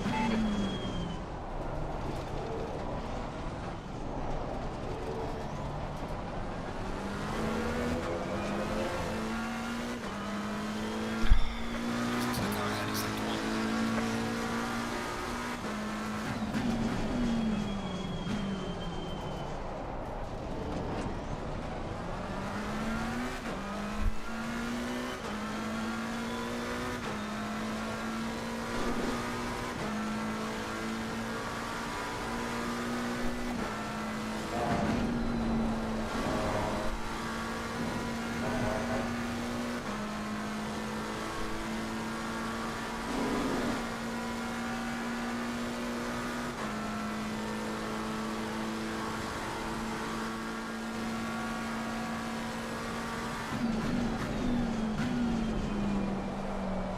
During the next pit stop, I probably need to run to the bathroom. But given that I've got a 15-second penalty as well to serve, why make it back with minimal time loss?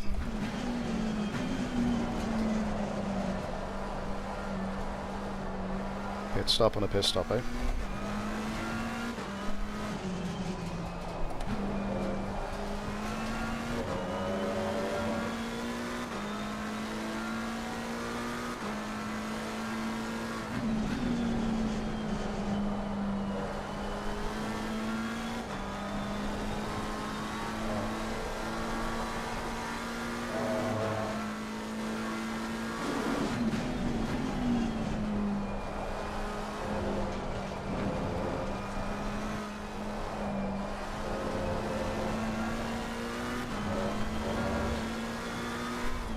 We expect to see light rain in the next 30 minutes. Alright Gary, light rain now. Looks like it's getting better. Final warning for exceeding track limits. Look at that, guys. Look at that. Got a warning and I'm pointing the wrong direction. Fuck me and fuck ACC.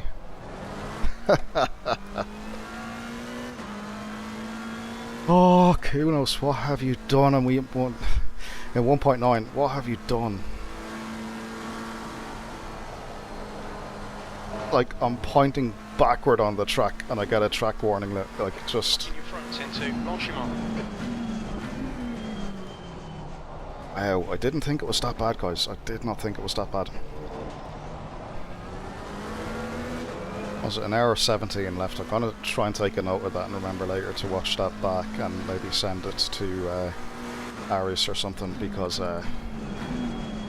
can't be having that, guys. You can't be having cars losing control and going off the track and getting warnings because of it. It's just weird, like. And it doesn't always happen, which is strange. So I don't know why it's happening sometimes and not other times, you know?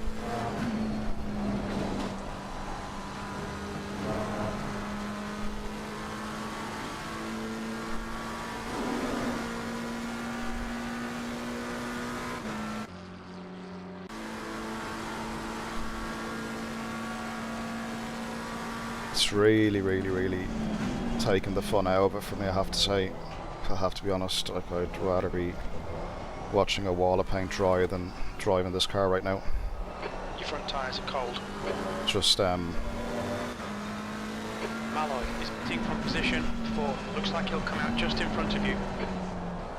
like, conditions are difficult, and, you know, that's part of it, of course. No issue with that, but, man, like, if you mess up over a 24-hour race, and bear in mind, like, I mean, I've got 3 hours sleep. I was driving last night. I've been driving for coming up to like 2 hours and 40 minutes now at the moment, I think, or something like that. I think, whatever, can't even count. But you know, you're tired, you're prone to make mistakes, you're prone to make errors, and then when you make errors where you are basically losing tons of lap time, car pointing the wrong way, the engine is turned off because of the spin, and then you're like warning for track limits. I mean, what? It's just not good, like, it's not good.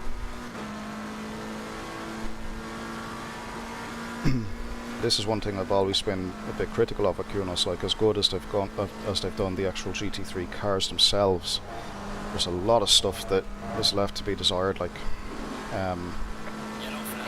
and considering like they've been at ACC since Green flag, you're clear. 2018, I believe, isn't it, when ACC was first released, and still haven't even nailed There's a car the exit. logic of track limits. I mean, like what?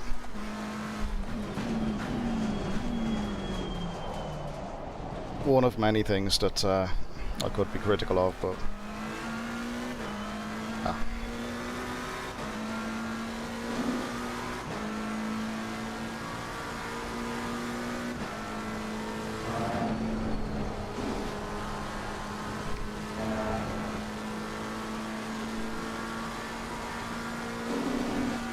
I think some of the things they've done recently, or haven't done, maybe, will really hurt them when Le Mans Ultimate lands.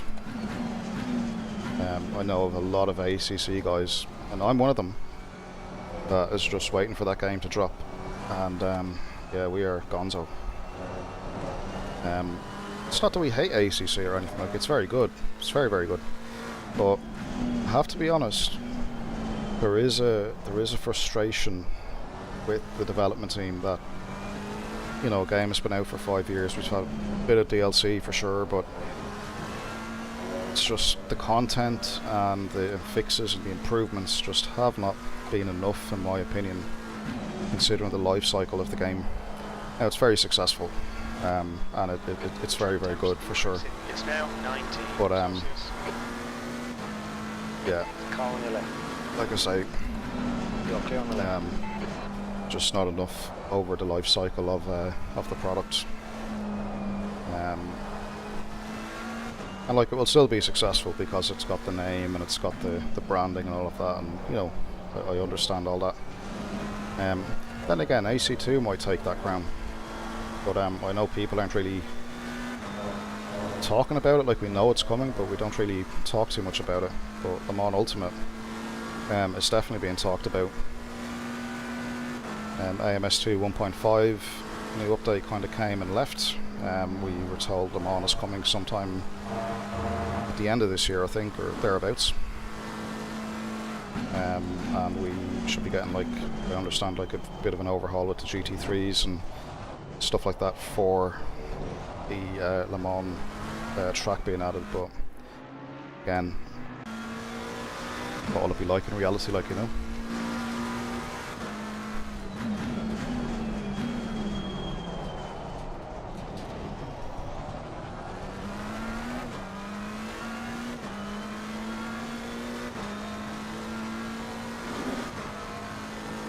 Okay, so 4 laps of fuel left, so I'll make my stop now in a moment.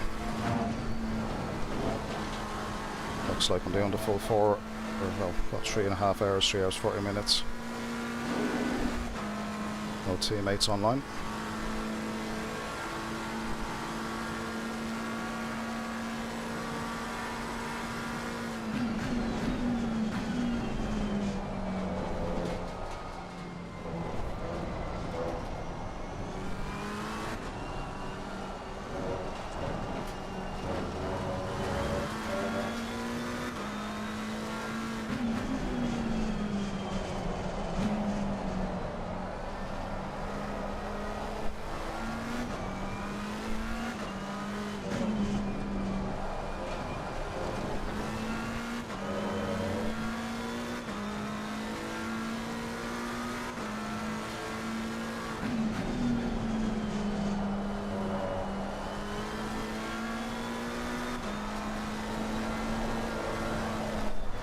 Ouch. Oh. Stay between the lines, please, Gary. The guy on your right. Yellow flag, stay sharp. Clear right. The incident's clear. Green flag. Got a tiny bit of bodywork damage there, just ignore it.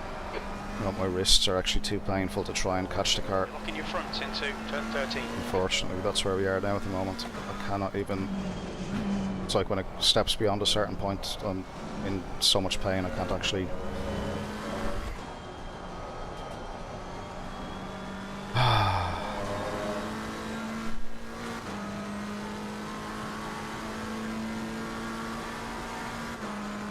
to add about 100 litres of fuel.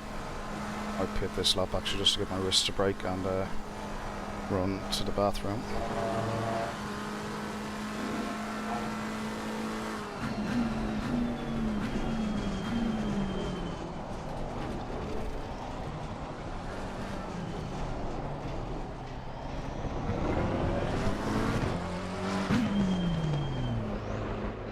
Look out for the pit speed limit. Okay, Gary. Expect traffic when you exit the pits. When we leave the pits, we think we'll be in P16, immediately behind Beyer.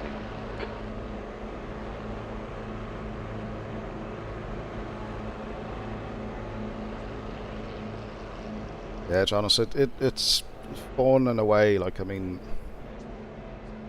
the driving bit is good and the team work is good and the camaraderie is good, but I've had a couple of track cut warnings on a drive-through and stuff for essentially losing control of the car, going off track and lifting, you know, to increase the delta, so in a lot of cases 2 seconds plus. And the most recent spin I had was when we had about 1 hour and 17 minutes or so remaining in the race, 1 hour 18 to 1 hour 17. I lost control pointing the wrong way and I got a track warning for that, even though I completely spun out. Right, gonna do a quick toilet break.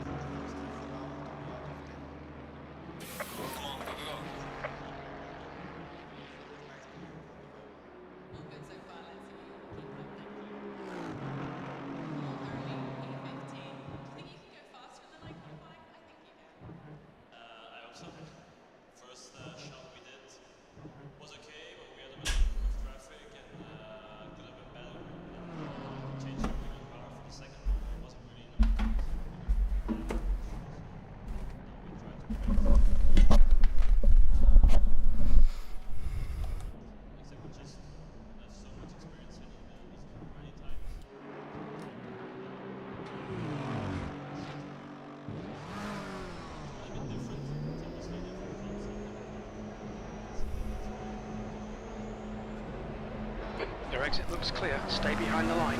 Nissan is pitting from position 13. It looks like he'll come out just behind you.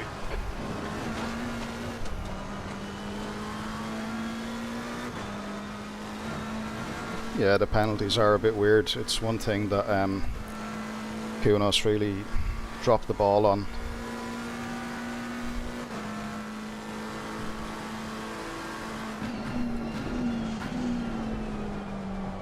And you know, it makes it frustrating, Jonas. I was just explaining like that, you know, when you do an endurance race, and particularly like a 24-hour race, and like I've had 3 hours sleep, so you know, you're driving tired, you're not very sharp, and mistakes will happen, right? And what's happening is that, you know, you might run wide or you might lose control, and you're certainly not gaining time. Like, you're lifting like crazy, and it's giving you track warnings. And like I said a few minutes ago, like exiting Stavolo at about 1 hour and 17 or so, I went wide onto the curbing. The rear spun completely around, full 180. I was actually pointing the wrong way on the track. The engine had switched itself off because of the spin and shit like that, and it gave a track cut warning for that. So there's no consistency, and the logic is very, very strange. And what that does is it makes the whole experience just kind of boring, because, you know, you're driving and you don't know if you know, if you go outside the track a tiny bit through a mistake, whether you're going to be punished for it, even though there's no time gained.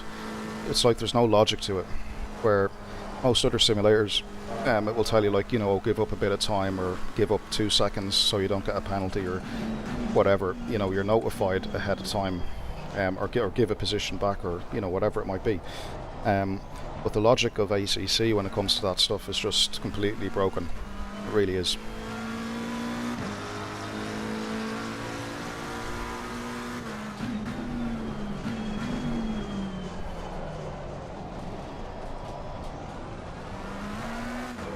Got another 2 5-second penalties for collisions.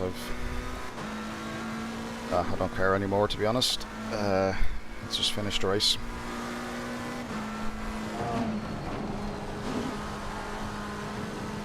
I think, Jonas, what's making the whole experience worse is the setup we have on the car is basically a fully dry setup, really. Come down to 12 seconds. Yeah, that's exactly it. You're fighting the sim more than the race itself, and you're driving within the sim and trying to predict its rules, and you can't actually enjoy the race.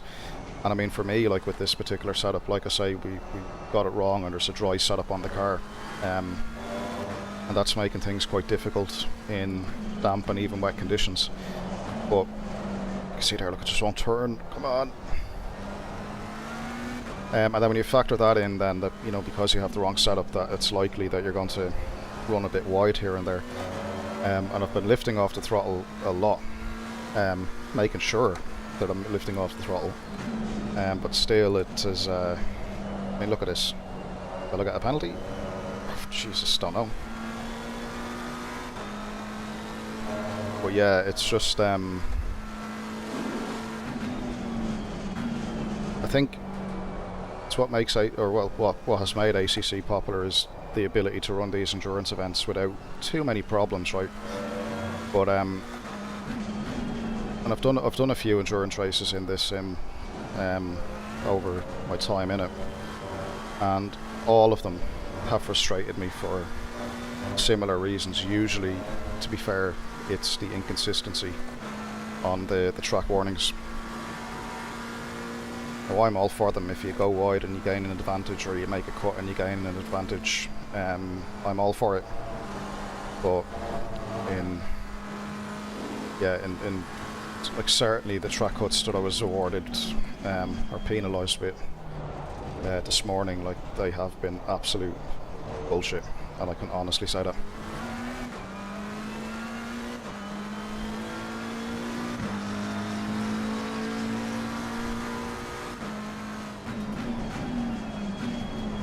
Yeah, it's the driver swap thing, isn't it? Now, I would love Automobilista 2 to get that. If AMS2 done the driver swap thing, and they had, you know, a good balance of performance across their endurance cars on certain tracks, I think that would be a winner, and I think that's why people are looking forward to Le Mans Ultimate, because you know, it's going to support driver swaps the way or Factor 2 does. You know, with updated content, and, you know, or Factor 2 is a reasonably good base to be starting from. So, you know, if they get that right, then I think it will probably kill off ACC. I know for a fact, like, I mean, if or Factor 2 got that right, and you had multi-class like hypercars and GT3s and stuff, wow. You know, and yeah, I mean, that would probably be the sunset period for ACC then, and then Kunos are playing catch up then with AC2. But at that point, you've probably lost a chunk of players to LMU. So and bear in mind, LMU's got the LFM integration as well, or sorry, or Factor 2 has the LFM integration. So can you imagine then LMU lands with the LFM integration? And bear in mind, like, ACC is supposedly close to end of life. You know, I think if you believe what's being said about the Nürburgring and GT2s and stuff coming to the game, I mean, yeah, cool, but other sims have Nurbs already, so it's not. I don't think it's going to be game changing. it'll be good. It'll give a bit of life to the sim for sure. But I don't know. I think if LMU comes and it has Nürburgring, I think that's it. ACC is We're expecting some most light likely rain in the next 10 minutes. probably getting uninstalled, to be perfectly honest. If it drives good.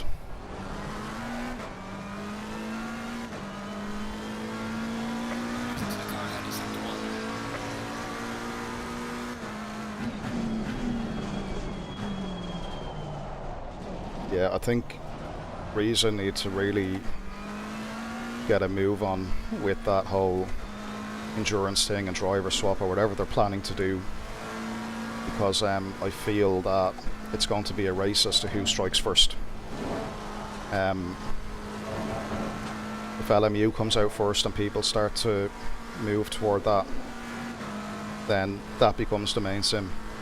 If AMS2 moves first and they prove to people that they can do the driver swap thing and they've got decent BOP and all of that, then AMS2 becomes the viable option.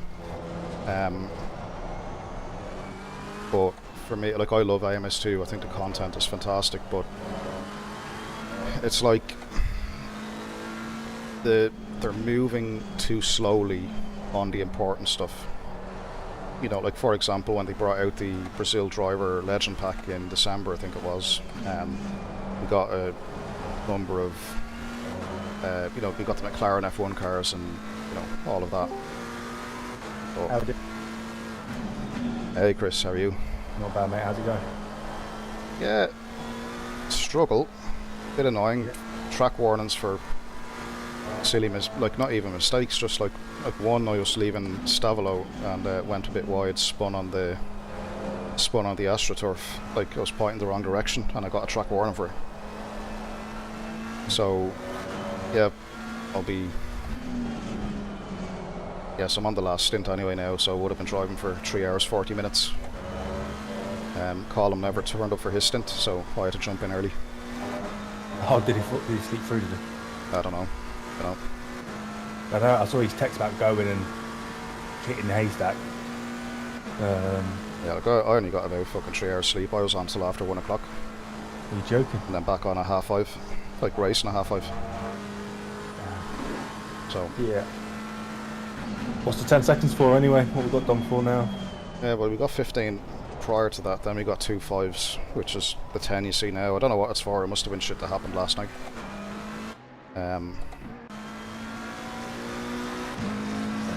Could it be yellow flag?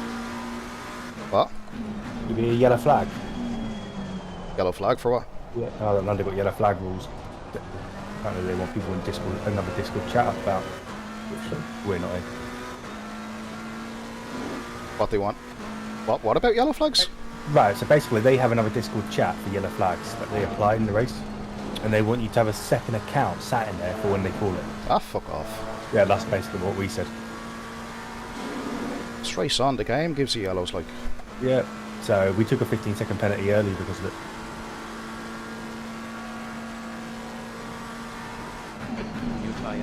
He's pitting from Last hour, mate. 8:30. Last hour. We think he'll come out close in front. Yeah. You're not bringing it over the line then? Yeah, no, there's enough fuel in it for the end. Oh, nice. It's all good. Yeah, when I got the car off earlier, come out of the pits and then immediately a speeding penalty for him coming into the pits. No. And then 2 laps later then ran wide at Blanchimont, lifted completely, like plus 2.5 seconds on the Delta and got a drive through. Yeah. Yeah, I got 3 warnings earlier when I was in. Yeah, I lifted and braked. Yeah, I think the Kunos have done something on this latest patch. The drive-throughs are quite strange. I'm finding the track warnings are quite hard at the moment. Yeah, but there's no logic to them. It's like No. you can run wide and lose control completely and still get a track cut. Yeah. Like, if you check between an hour and 18 and an hour and 17 minutes remaining in this race on my stream there, I'm actually just streaming this.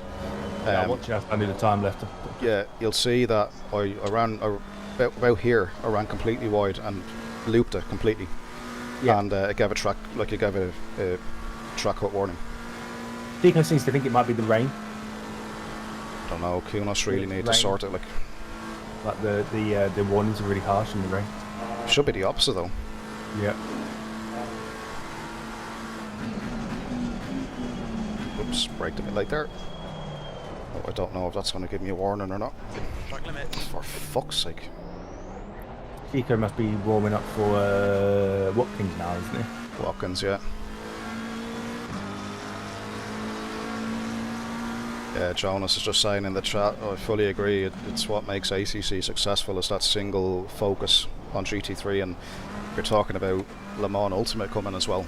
And that's the one thing that lets AMS2 down. Like, it's a blessing, and of course it's great that we have the choice, but it's bad because it's not focused. And it's difficult then for Risa because, you know, us as players then complain, we're like, oh, there's no BOP, or this car's crap, or this car's not balanced with the AI, and blah blah blah. And before you know it, like, Risa are trying to balance all different types of cars, different driving styles, and, you know. Well, I've said that about AMS2 though, haven't I? Yeah. Bob's out. So it's not like you can go and do a league in there and pick a category, because there's outright quicker Yeah. cars in said categories, and you can't just go through and start Should come out a little way behind you. bringing them all into line. And why it's like that, it's never going to take off if you get. It's only ever going to be a single player game. Yeah, in its current state, yeah. I think, and that's the thing, I think the things that they need to do, they're doing it too slowly. Yeah, this is why I've not brought into it this time round, because I get a feeling they might have missed the boat. Their problems, their big problems, as in like to really make that game bigger, have been the same things ever since they've released, and they've just ignored it. Okay, the physics are great, but what's the point of having great physics if you haven't got the community base there to play? Yeah. That's the thing, like, the online is, it is quite important. The online's unstable, you can't do driver changes, the cars don't have a fair bob. You know, why you keep doing things like that, then you can have the best physics and the most cars and the most tracks and everything else that goes with it, but if people are not playing it, what's the point? Yeah. Because ultimately it's communities what bring numbers, and if you're not sorted out so communities can actually race on it, then it's only ever going to be single player. Yeah, I fully agree.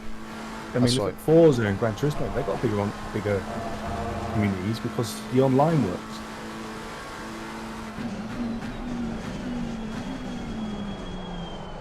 Yeah, and people will say, like, oh, online is kind of a small segment of the market, but it's the segment that actually gets the game out there, you know?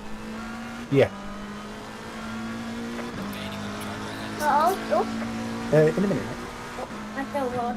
Say hello. This is Gary. Say hello, Gary.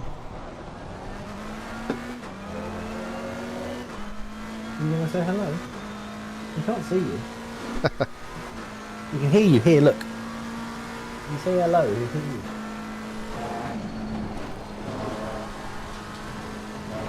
Hello? Just wait for you. P16, I don't know if we're going to get the 15. He's a lap ahead, isn't he? He is. He's 2 places in front of you. That's a lap, but he's orange. Yeah. Let's say we lost, Jesus man, the amount of laps we lost through to just, like, track cuts and losing. The setup on this car is fucking nuts, man. Like, it's like a dry qualifying setup on the car. Like, but it's quick. It's not, man. It's loose on the end. But yeah, but we are on the fastest cars on track. Yeah, but that's due to us, not the fucking car. Like, I mean, we have been some of the fastest cars on track today. I will say that we have been. We've been so unlucky with stuff. It's been unbelievable. But the speed we have has been unbelievable as well. Yeah, but that's honestly us. It's certainly not the setup. That's what Chico was saying earlier. He's like, oh yeah, I done a hybrid setup, right? So I jumped into the practice server to have a look at it, and I was like, this is my qualifying setup, like in the dry, you know. I don't mind. They're a bit loose in the end, but once I messed with the brake balance a little bit, I was away. No, but my gripe was, like, for a wet race, we've gone max caster, max camber on the front, max anti-roll bar on the front. Like, talk about killing the front end bite. And I'm noticing that's the thing, doesn't turn in properly, but it's not turning in on mechanical grip, it's turning in on aero grip, and the aero grip is all over the place, the balance. It's very, very oversteery on the aero. Like I've been losing the rear through blanchiment and all sorts of stuff. Yeah. The rear. I come in early on. I've done 2 pit stops basically in my stint because the rear were going basically, and there wasn't a window where I could drive it. Yeah. It is a quick setup, but it's very on the edge. It's you can get the lap time out of it, but it's not being delivered in the right way. But look, I'm not going to complain because I should have jumped in midweek and done a few laps myself to fix things. Yeah.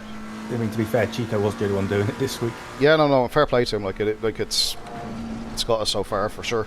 But and I think as well when you have other lads driving it, particularly like Colm and Britt and stuff, that probably wouldn't be used to an edgy setup the way we are. No. Then you have to dial it down again a bit, for them. Not that they're slow or anything. It's just that you need to maintain that consistency across the whole team.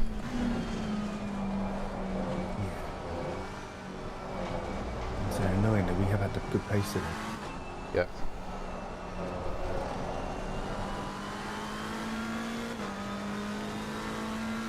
Yeah. This car in front of the Aston was either him or his teammate, the one in 15th that I dive bombed into T1 when I was in.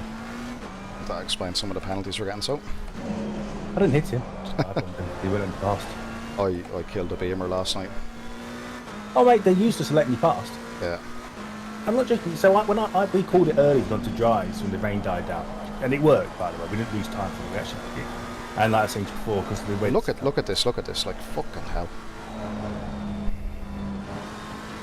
We've had a cut warning. Keep it tidy. And it was I was doing like I got down to 122. That fastest lap was mine, by the way, in that period. To give you an idea. Yeah.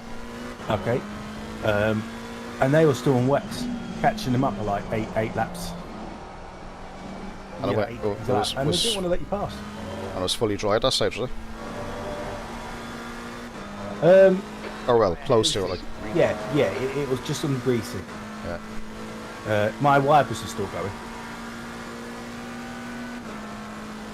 Yeah, John was talking about the Corvette and AMS2, yeah. It handles like a ferry, that's for sure.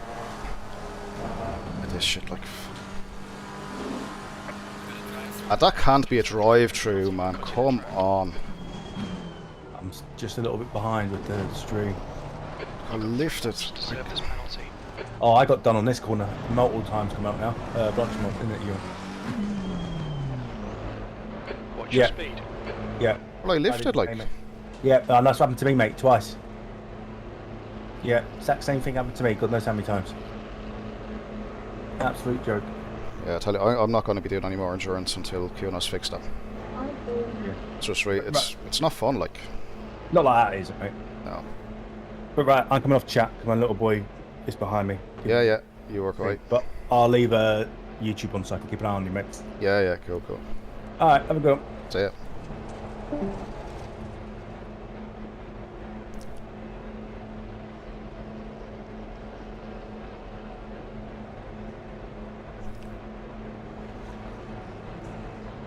Yeah, John, it's exactly, gone wide because the car's completely unbalanced. If you look back at the throttle input when I went wide, I purposely lifted quite a lot, I felt. I'm almost certain the delta went positive, so certainly wasn't gaining time. But yeah, that's the story of the whole race, to be honest. There's a car approaching. Watch your mirrors. Stay behind the white line. Blue flag. And, to be honest with you as well, like, I mean, we're not the only ones. Like, other people have been getting a lot of drive-throughs as well. It's just quite a strange logic that Kunos have got going on, where it's ignoring kind of whether you gain or anything.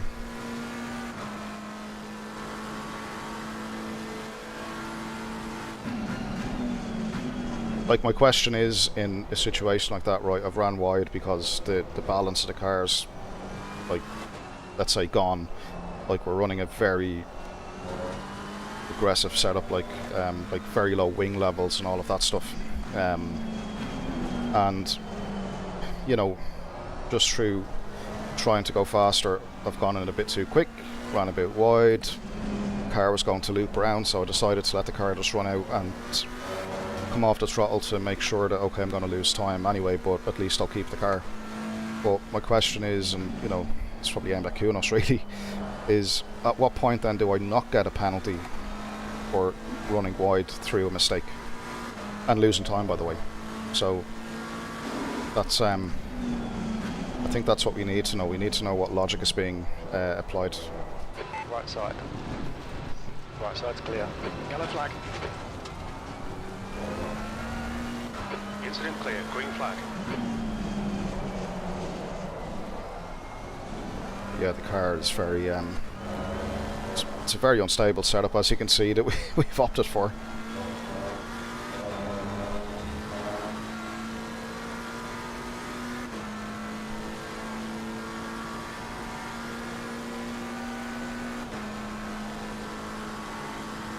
Yeah, for sure, slowing down would have been the obvious thing. Like, I mean, if the game felt that, you know, I was going to gain an advantage, it should come up like, okay, you know, lose 5 seconds of lap time within the next 30 seconds or something like that.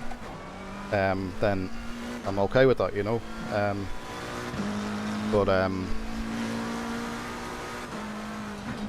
Yeah, it's definitely weird logic.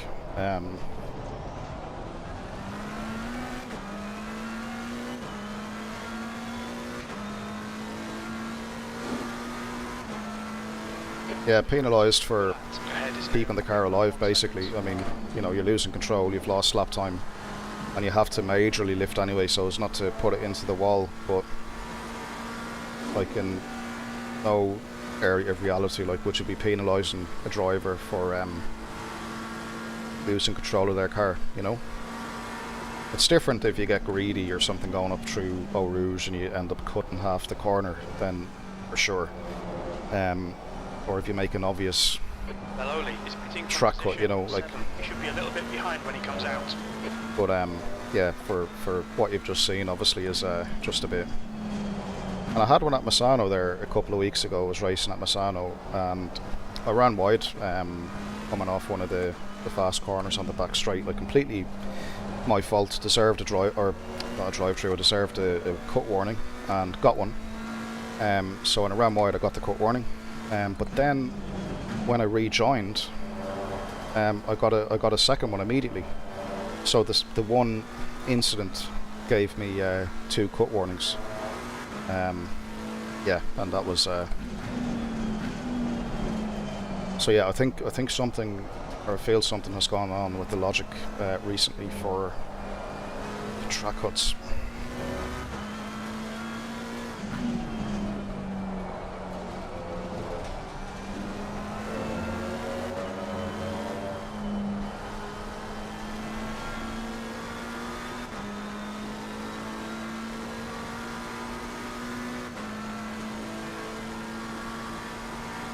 Yeah, the way it works is you get 3 track cuts and then you get the drive-through. So it determined that was a track cut. And there's another track cut, even though I lifted immediately on exit and lost about another 2/10 to keep the game happy. But you know, and this is the problem, and this is the issue I'm having. So when I run wide, 0 seconds. And running wide happens, I mean, it's not that I'm gaining anything, but when I run wide and I come off throttle and I give up a few tenths, like, how much do I need to give up? That's the unknown. Is it 1 second? Is it 2 seconds? Is it 3 seconds? And that's the frustrating bit. Like, if I knew there, okay, you run wide on a corner, any corner, and you have to give up 4 seconds, well, fine, I hit the brake, I gave up the 4 seconds and I got on with it. But it's the not knowing. And I don't even think it's that, to be honest, because like I said, about half an hour ago, I completely lost control of the car and done a full loop and everything, and I got a track warning for that.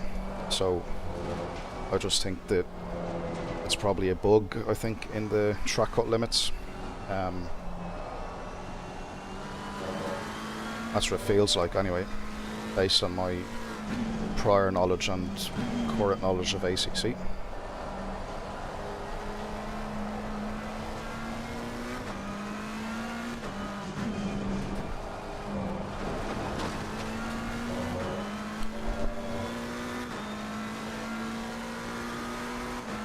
Yeah, that's exactly it, Chris. It's like you don't know how much time you have to give up.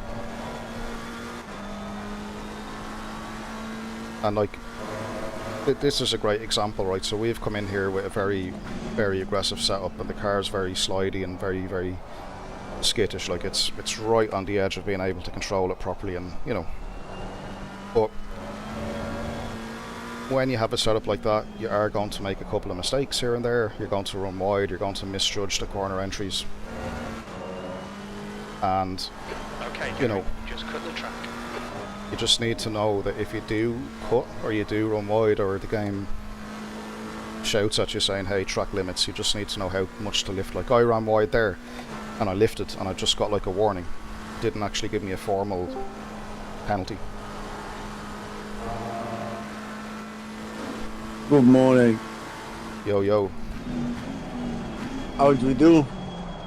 We're in 16th with 38 minutes left. Getting a few strange track cuts.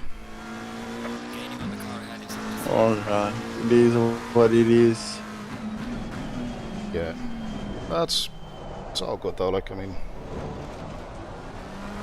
I think there's definitely something up with the logic of the track cut. Like sometimes, like I'm running wide, I'm lifting, and it's all good. Other times I'm running wide and I'm getting a warning. Yeah, it's Gary, quite track limits. inconsistent, This lap I'd will be say. deleted. That is time? for sure. What time is your Watkins race start? Well, the practice server is already opened, so I have to get out of bed. Oh, Yeah, Colin never rocked up for his stint. he So- overslept. Yeah, well, when I finished this, I would have done 3 hours and 40 minutes in total. Oh, Yeah. So I'm driving since like 5:30 Irish time, so 6:30 CET. are you? So basically, About 3 hours and 20 minutes or so in total. Yeah. Brett got lucky that you came in early or something. Yes. Yeah. I ended up waking early before my alarm. But if I didn't, then we probably wouldn't have finished. Unless Brett wanted to do extra, but he'd already done like 3 hours, hadn't he? So Yeah. Jesus. Yeah, I gotta say I slept through my alarm as well, but yeah, not that crazy after. Went to bed at like 4 a.m. yeah, I put on two alarms. So yeah, it'd be almost up to 15th. Actually, the car in front is in P15. So We think Rose has crashed in.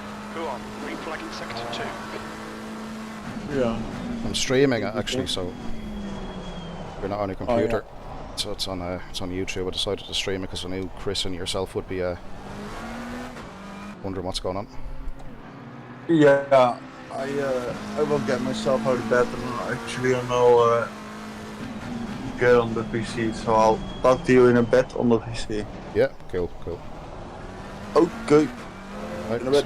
see you soon.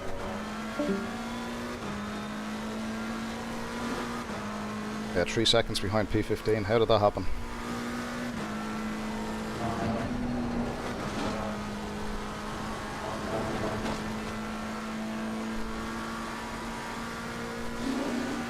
Okay, Gary, you're reeling. Bullet in. The gap is now 2.5.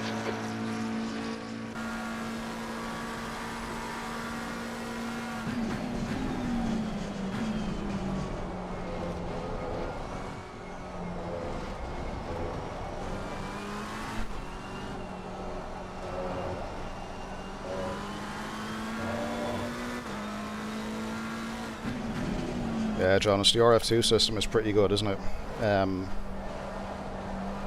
Yeah, it would make a... They do need a different system when it comes to the track cuts, that's for sure.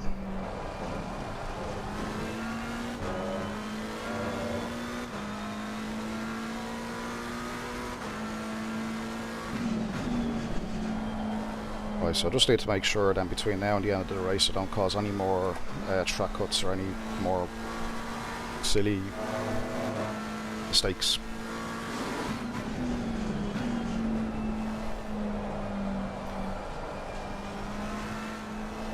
Just gonna kind of take my time with this guy. Actually, no, I'm not, because I've got a 10-second penalty, so I need to get past him and 10 seconds up the road at least to keep the position. So yeah, this is quite urgent. In front of him then there is, yeah, there's a huge gap in front of him, so once I get in front of him I'll be in clear air and I can focus down on maybe creating a bit of a gap.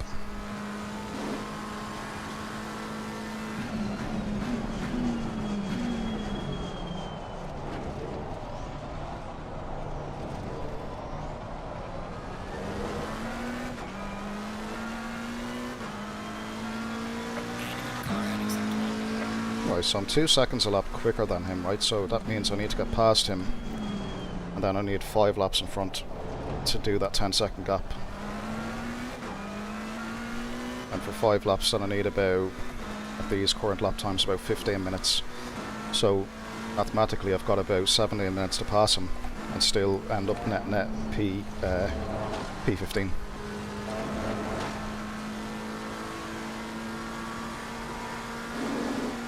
The gap to Bullat ahead is now 1.2 seconds.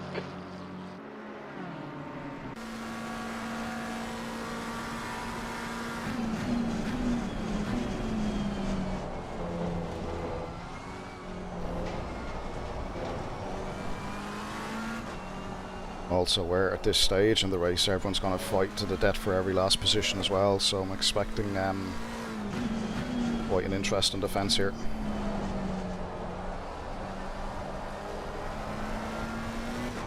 Because we've gone with a very low downforce setup on this car, it means that the aero wash is going to be pretty bad as soon as I get close behind that M4.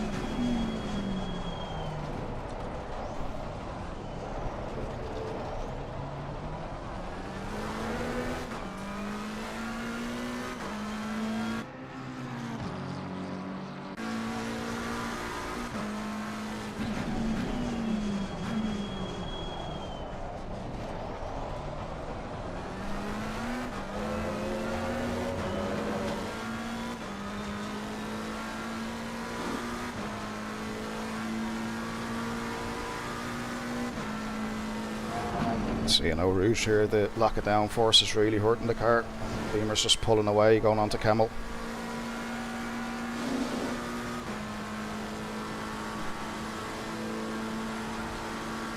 Got 3 kph top speed on him though.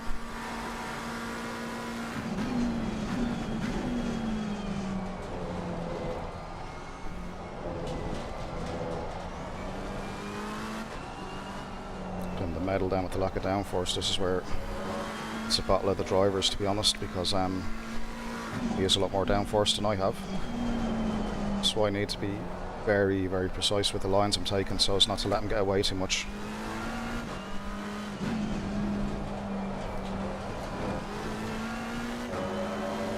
The gap to Bullat ahead is now 1.0 seconds. Okay, so we gained 3/10 in sector 1.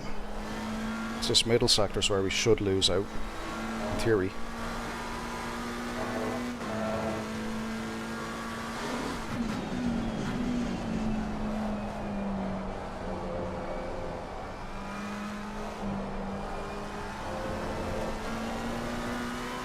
Yeah, he's taking a less optimal line than I am, so I think through Piff Paff I'm going to gain on him. This bit of track here, he should be stronger. He got the power down much earlier than me with the extra downforce. Every now seems to be improving.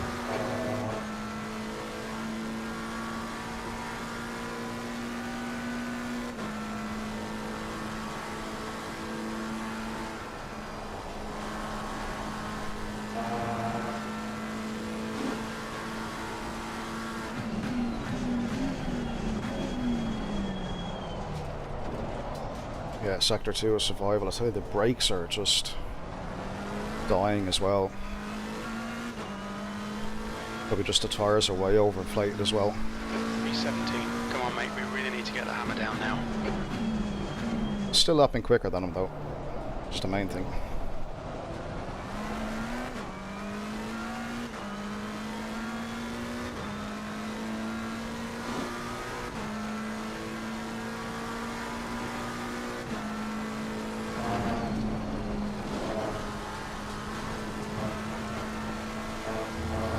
Okay, so we can stick within, All right, Gary. The next get a car is slipstream here, Matt. and we could be in for an interesting Sector 2 if I can hang with him.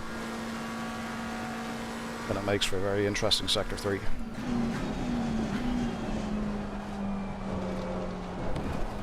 Got a puncture on the left rear. Puncture? What? What the fuck? Fuck off.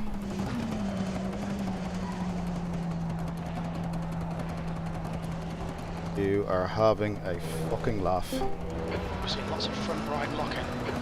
You're locking your right front going into Very south. close to him. Got a puncture. The gap to Ulat ahead is Oh. increasing. It's Yeah. 5.3 seconds. It's a puncture on the left rear. What? Yeah, No way. yeah.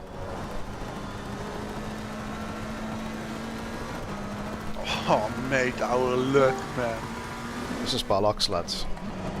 Oh, that's unbelievable.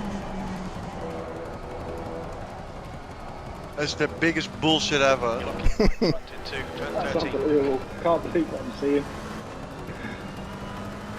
Oh, mate.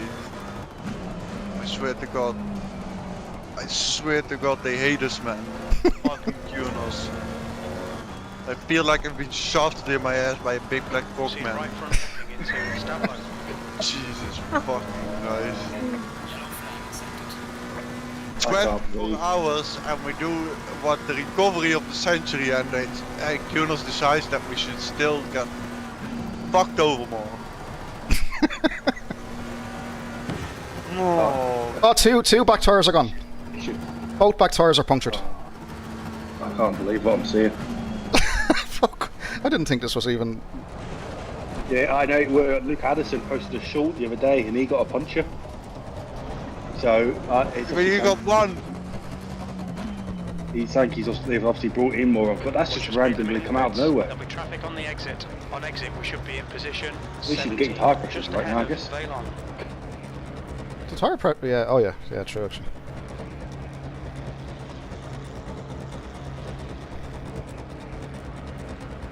Need to choose size, yeah. Can't believe what I'm watching.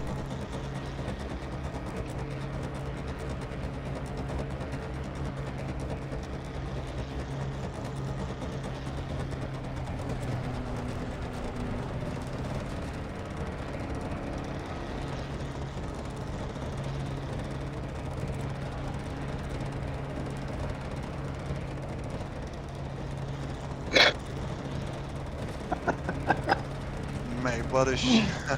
Oh my God.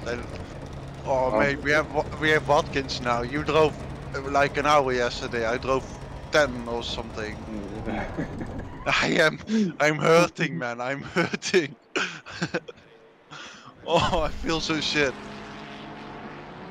I could do more driving today, by the way. Yeah, you better hope so. I can get on at 4.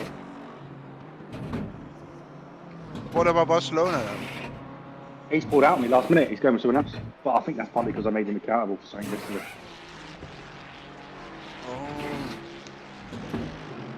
Oh. How does that happen? Like Mate, I swear to God, someone used cheat engine, man, to fuck us over. Yeah. Can't be 2 tires, man. For what? The tires weren't even red, man. yeah, I've driven on red tires for over 15 minutes, no issues. yeah, they weren't that bad, and they were only like what, 30 minutes old, something like that. Yeah, that's 2 PSI as well. It's not end of the world. Pit exit's No, clear. man, I've driven on number 38. All that curb abuse, it's just sliding that Gary likes to do. Yeah, it's what's I it think, happen? Gary, you're not in a drifting competition. It's now down to 18th now, for fuck's sake. Yeah. I swear to God, they did something, man. Can't be. This is an absolute joke.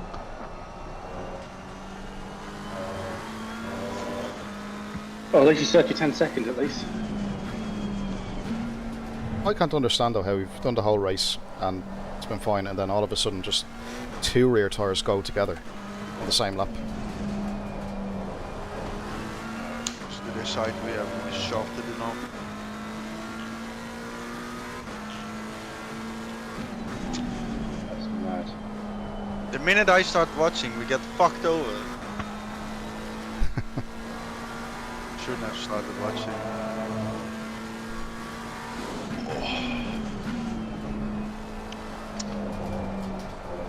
Oh, mate.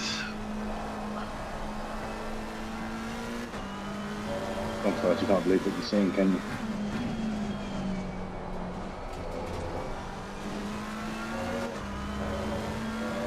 Is that the car in full position in front, Gary? No. No, that's Car for position is about 7 seconds up the road. Whoa, whoa, whoa, whoa. Yeah, that was 27 seconds.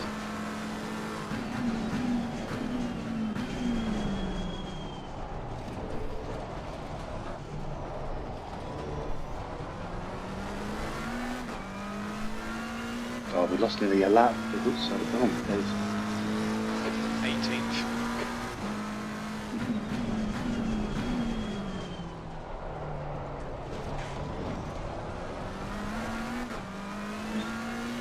Yeah, so the car for position is going through Radion now.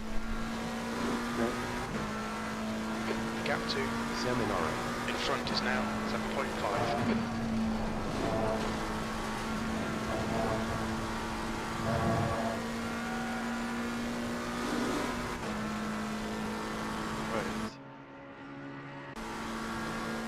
Mate, that's... Yeah, you're not gonna catch those. We're expecting light rain in the next 30 That's... minutes. They were leading the race at one point, no? Yeah. Yeah, but Gary's got fresh tyres on. Yeah, well, Yeah, but Taking us on. we're doing the pace of the leaders, like so. how much are we at? Tyres are going through the roof again. Yeah, the track has gone a bit dry now. Gets another puncture. Yeah, well, there's nothing else you could have done. Just think there, you could have been never in the lead and now I'm running 17th. Oh shit, I should realize now. You should have taken the starting pressures, the strategy Good that low. was in there. He So did was lower what... him right down. He did lower him down, but it's obviously... It's just drier. Yeah, it's even drier again. Like it's a greasy track now. 20 minutes Oh remaining. right, You've got so 20 Joe, what, minutes if you went left. dries then it would have been perfect, wouldn't it? Yeah, but it's gonna rain again.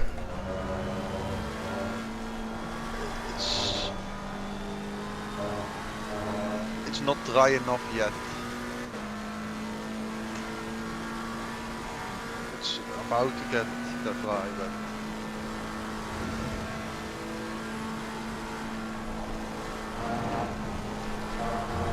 yeah, that's been the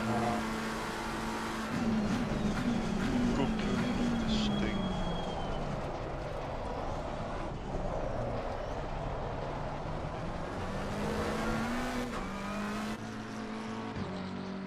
The gap to ahead is increasing. It's now 7.7 seconds. Your lap time was 2:26.16.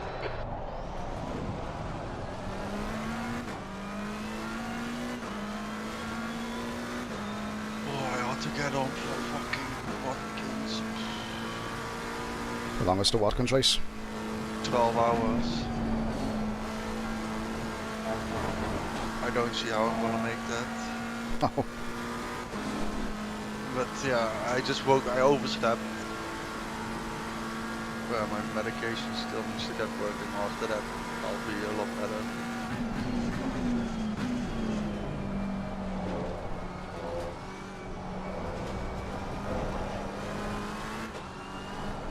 This is the first time I'm hopping on ACC while I don't want to. we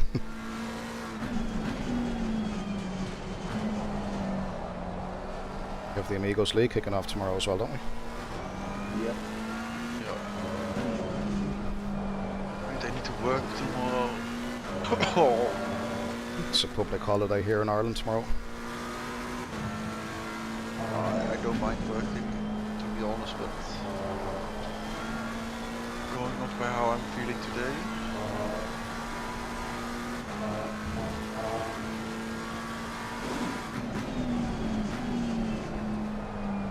Maybe I can. Oh no, this so much more stuff.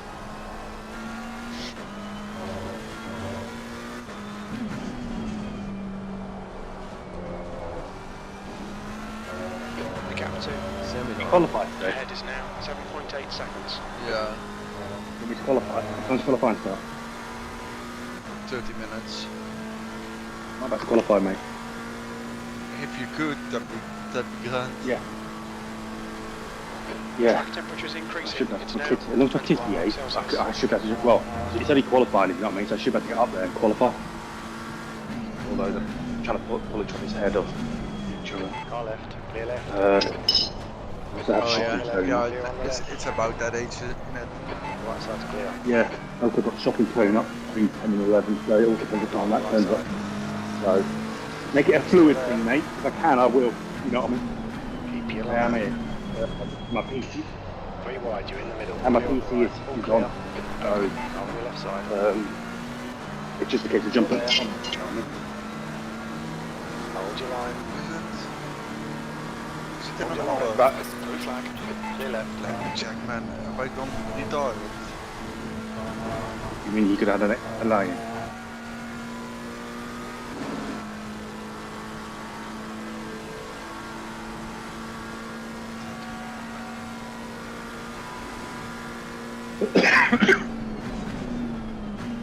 Nice.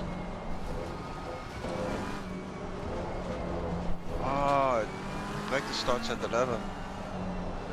That's all fine. Oh, it starts at BST. Fucking hell. What does the server? Oh shit. Yeah. And so the practice, Right, so the that's practice clear. hasn't started. Good. Oh, right. What time's what time's qualifying? 11 PM BST then. Well, I'm going to go from now, lads, because my children are trying to recover apart. I need to get on top of it before you're free in the house. So, Yeah, all good. Mate. yeah, keep me, let me know, and I'll catch you in a bit. Yeah. Bye-bye. Faster guys approaching.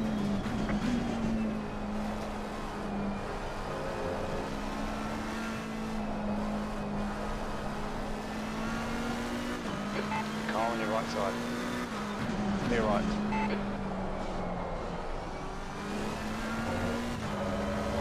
Okay, Gary, 15 minutes left. That's 15 minutes.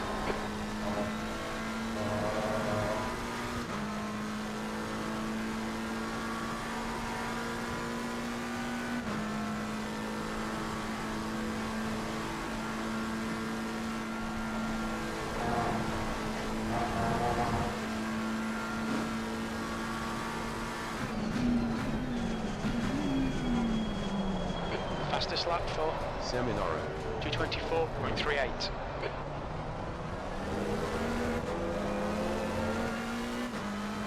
The gap to Seminara. ahead is now 10 seconds. Yellow flag sector 2. You've just done a 2:26.76. Sector 2 is clear. It looks like Bullet has gone off in turn 13.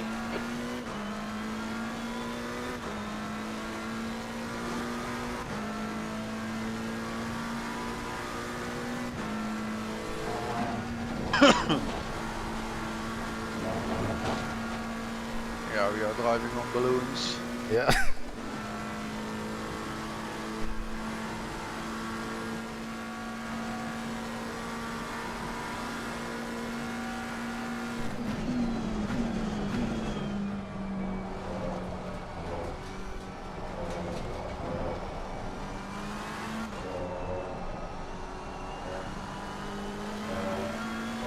If only we didn't get. If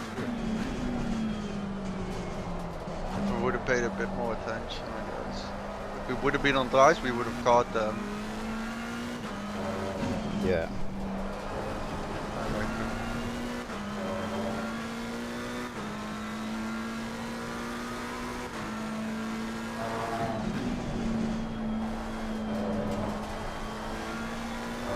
What position were we in when you got the car? 16th. Okay, well, Brit did good to survive, I think.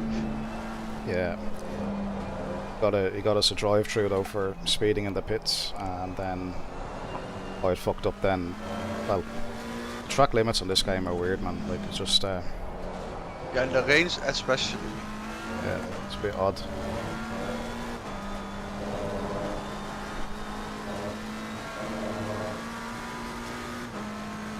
Yeah, it's going good though. It's all good. Oh, well, for next time, you know, for these conditions, we need to get at least Brit more custom up front. That's a new fastest lap for Seminara. Because 2:23. imagine we had no crashes. Hmm. That would have been what? 4 minutes of time preserved.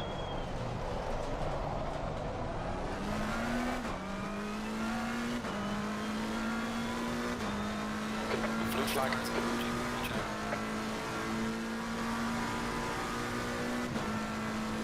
I also think this may have been the hardest race I've ever done with the conditions. Yeah, the setup on the car wasn't great for the Seminara. Ahead is increasing. conditions. It's now 14 seconds. I think for a lot of it was only just the heavier rain. But yeah, we could have gone more on the west Left rear side. tyre Yeah. looks a little hot. The aero balance was completely off. Like in the high speed corners, the back of it was going to step out a lot, which is and then the front, because the ARB is so stiff at the front, you were giving up a lot of mechanical balance on the turning, and then the aero balance was all screwed up on the mids and high speed. Yeah, for the wedge, yeah. Yeah.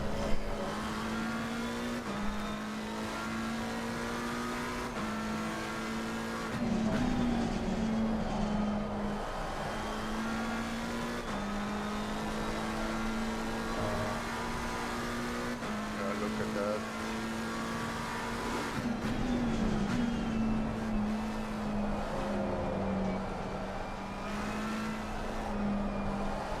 These guys haven't been fast all race.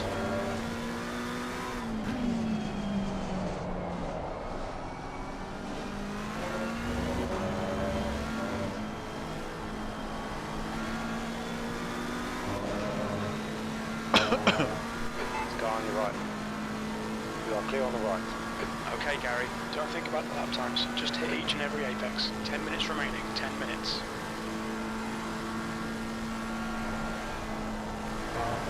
New fastest lap for Seminara. 2:21.79. Right side. Clear right. Oh, he's actually still going for position. car number P10 is 4 seconds up the road.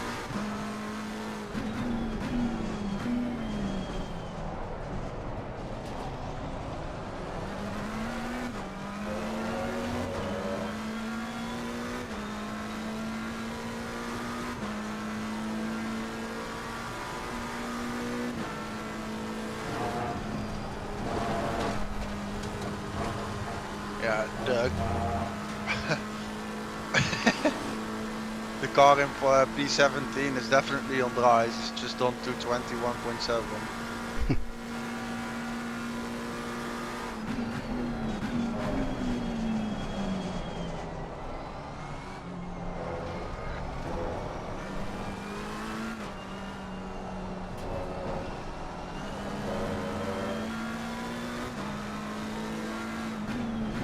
Clear on the right.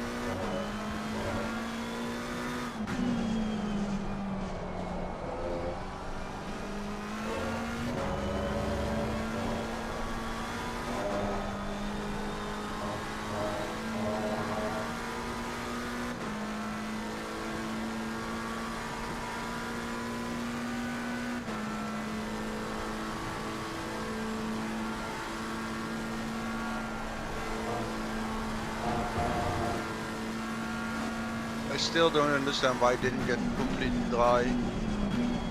Yeah. It's a bit weird.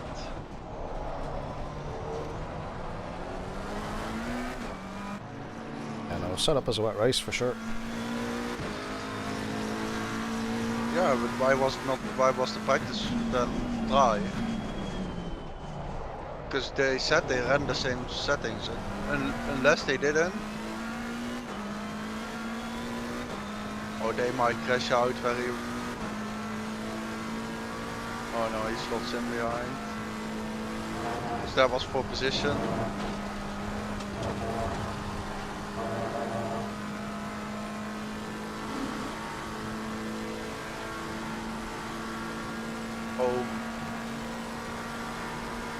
Oh my, the BMW in P16 just did a 244. 44. Yeah, that's near 20 seconds. If he is struggling that bad. Okay, let me get to them.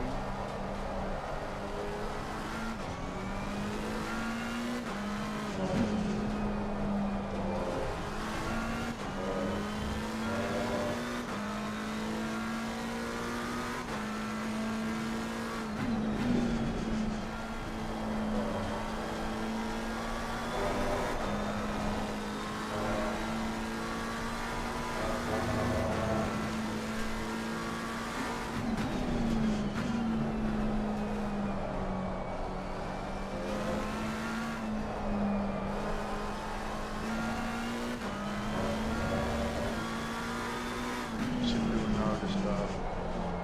236.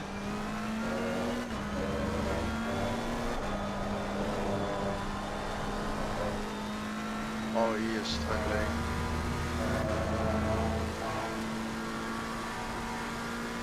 Like 27 seconds behind them. Alright Gary, 5 minutes to go, 5 minutes left. Come on, get your head back into it. Keep it smooth. Focus on these lines.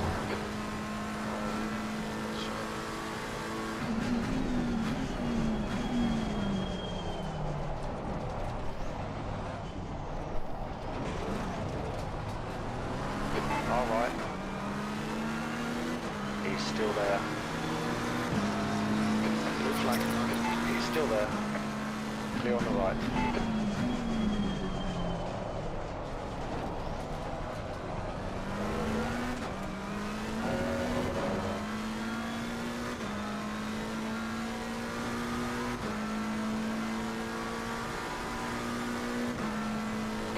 flag. Oh, this guy might even spin out on his way.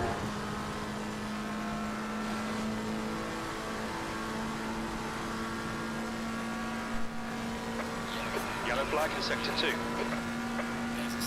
Sector 2 is green. We think that. It's gone off in Blackpool. Guys in Yellow flag. P17 killed me. They must have disconnected, man. Incident clear. Green flag. Must have. Fastest lap for Because they were like 8 laps ahead. 2:21.14.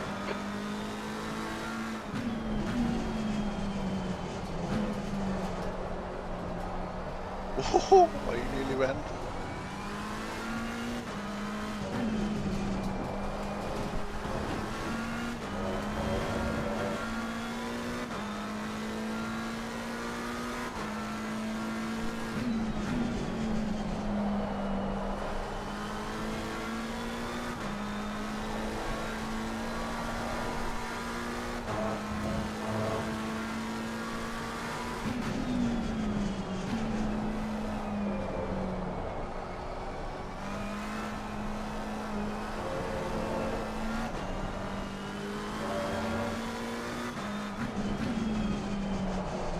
Yellow flag.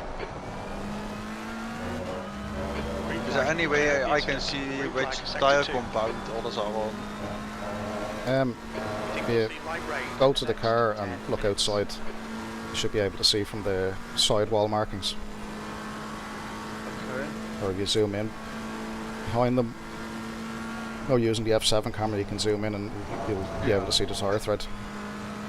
This is, they have yellow markings on the side. Don't know if that says anything. Or you just went heavily off track. Oh, you got overtaken. Wow.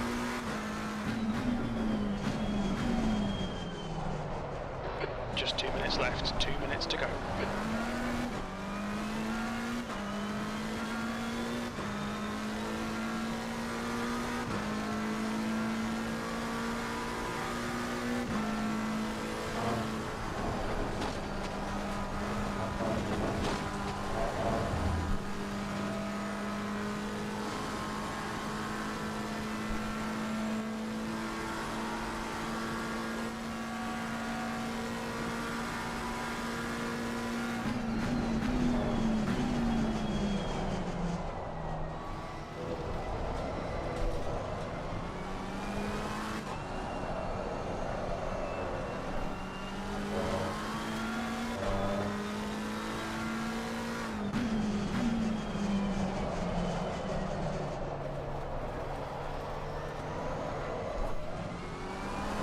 Jesus Christ.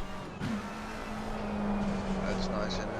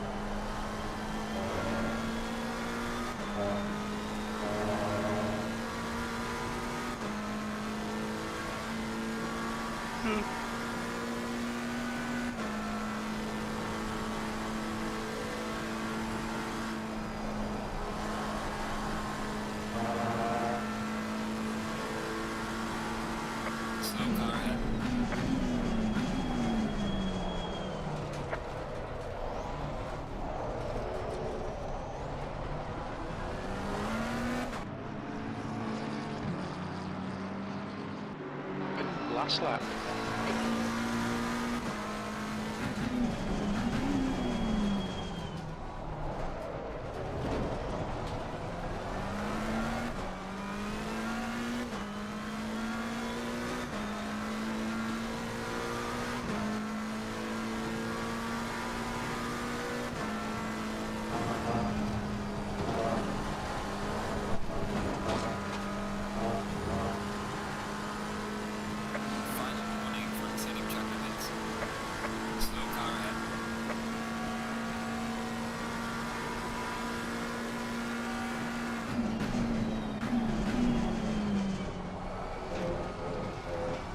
I seem to be gaining quite quickly on P17.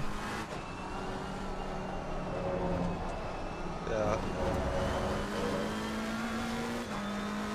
It's just ahead. Yeah, Red, flat? red BMW, yeah, yeah, he's a puncture. Car left, clear left. Yeah! Oh, what a gift that Clear on is. the left. Fair play, we were not the only one. Actually, the Lambo seems to have the same issue. Yeah. Also, it's just the hour of punctures.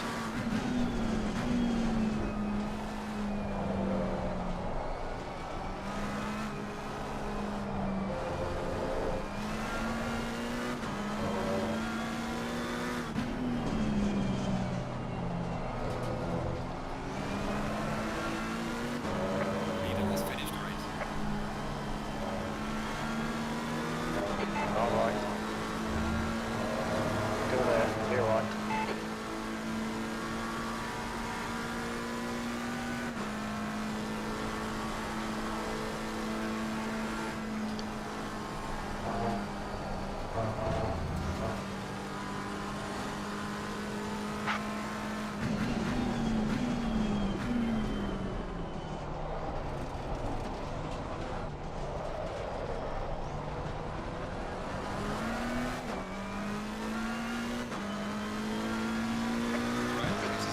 Place. That's the end of the race, mate. Well done, mate. Well done, mate. Left side. Left side's clear.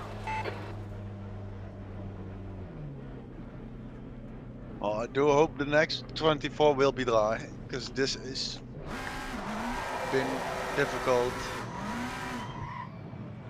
Yeah, it's tough going, alright.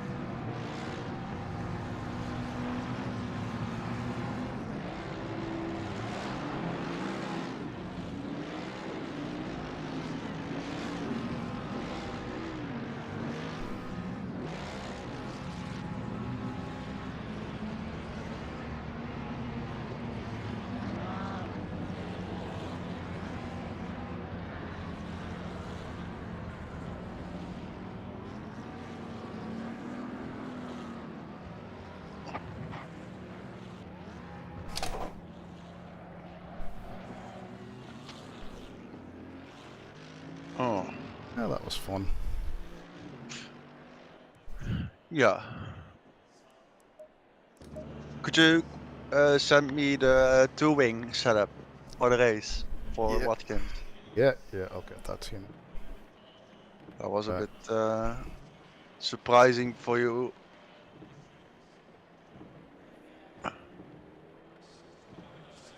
Ah, man. That was tough going, but yep. Oh, mate, we've been saved by you though. Yeah. Right, I'll end the stream there. 24 hours in the back.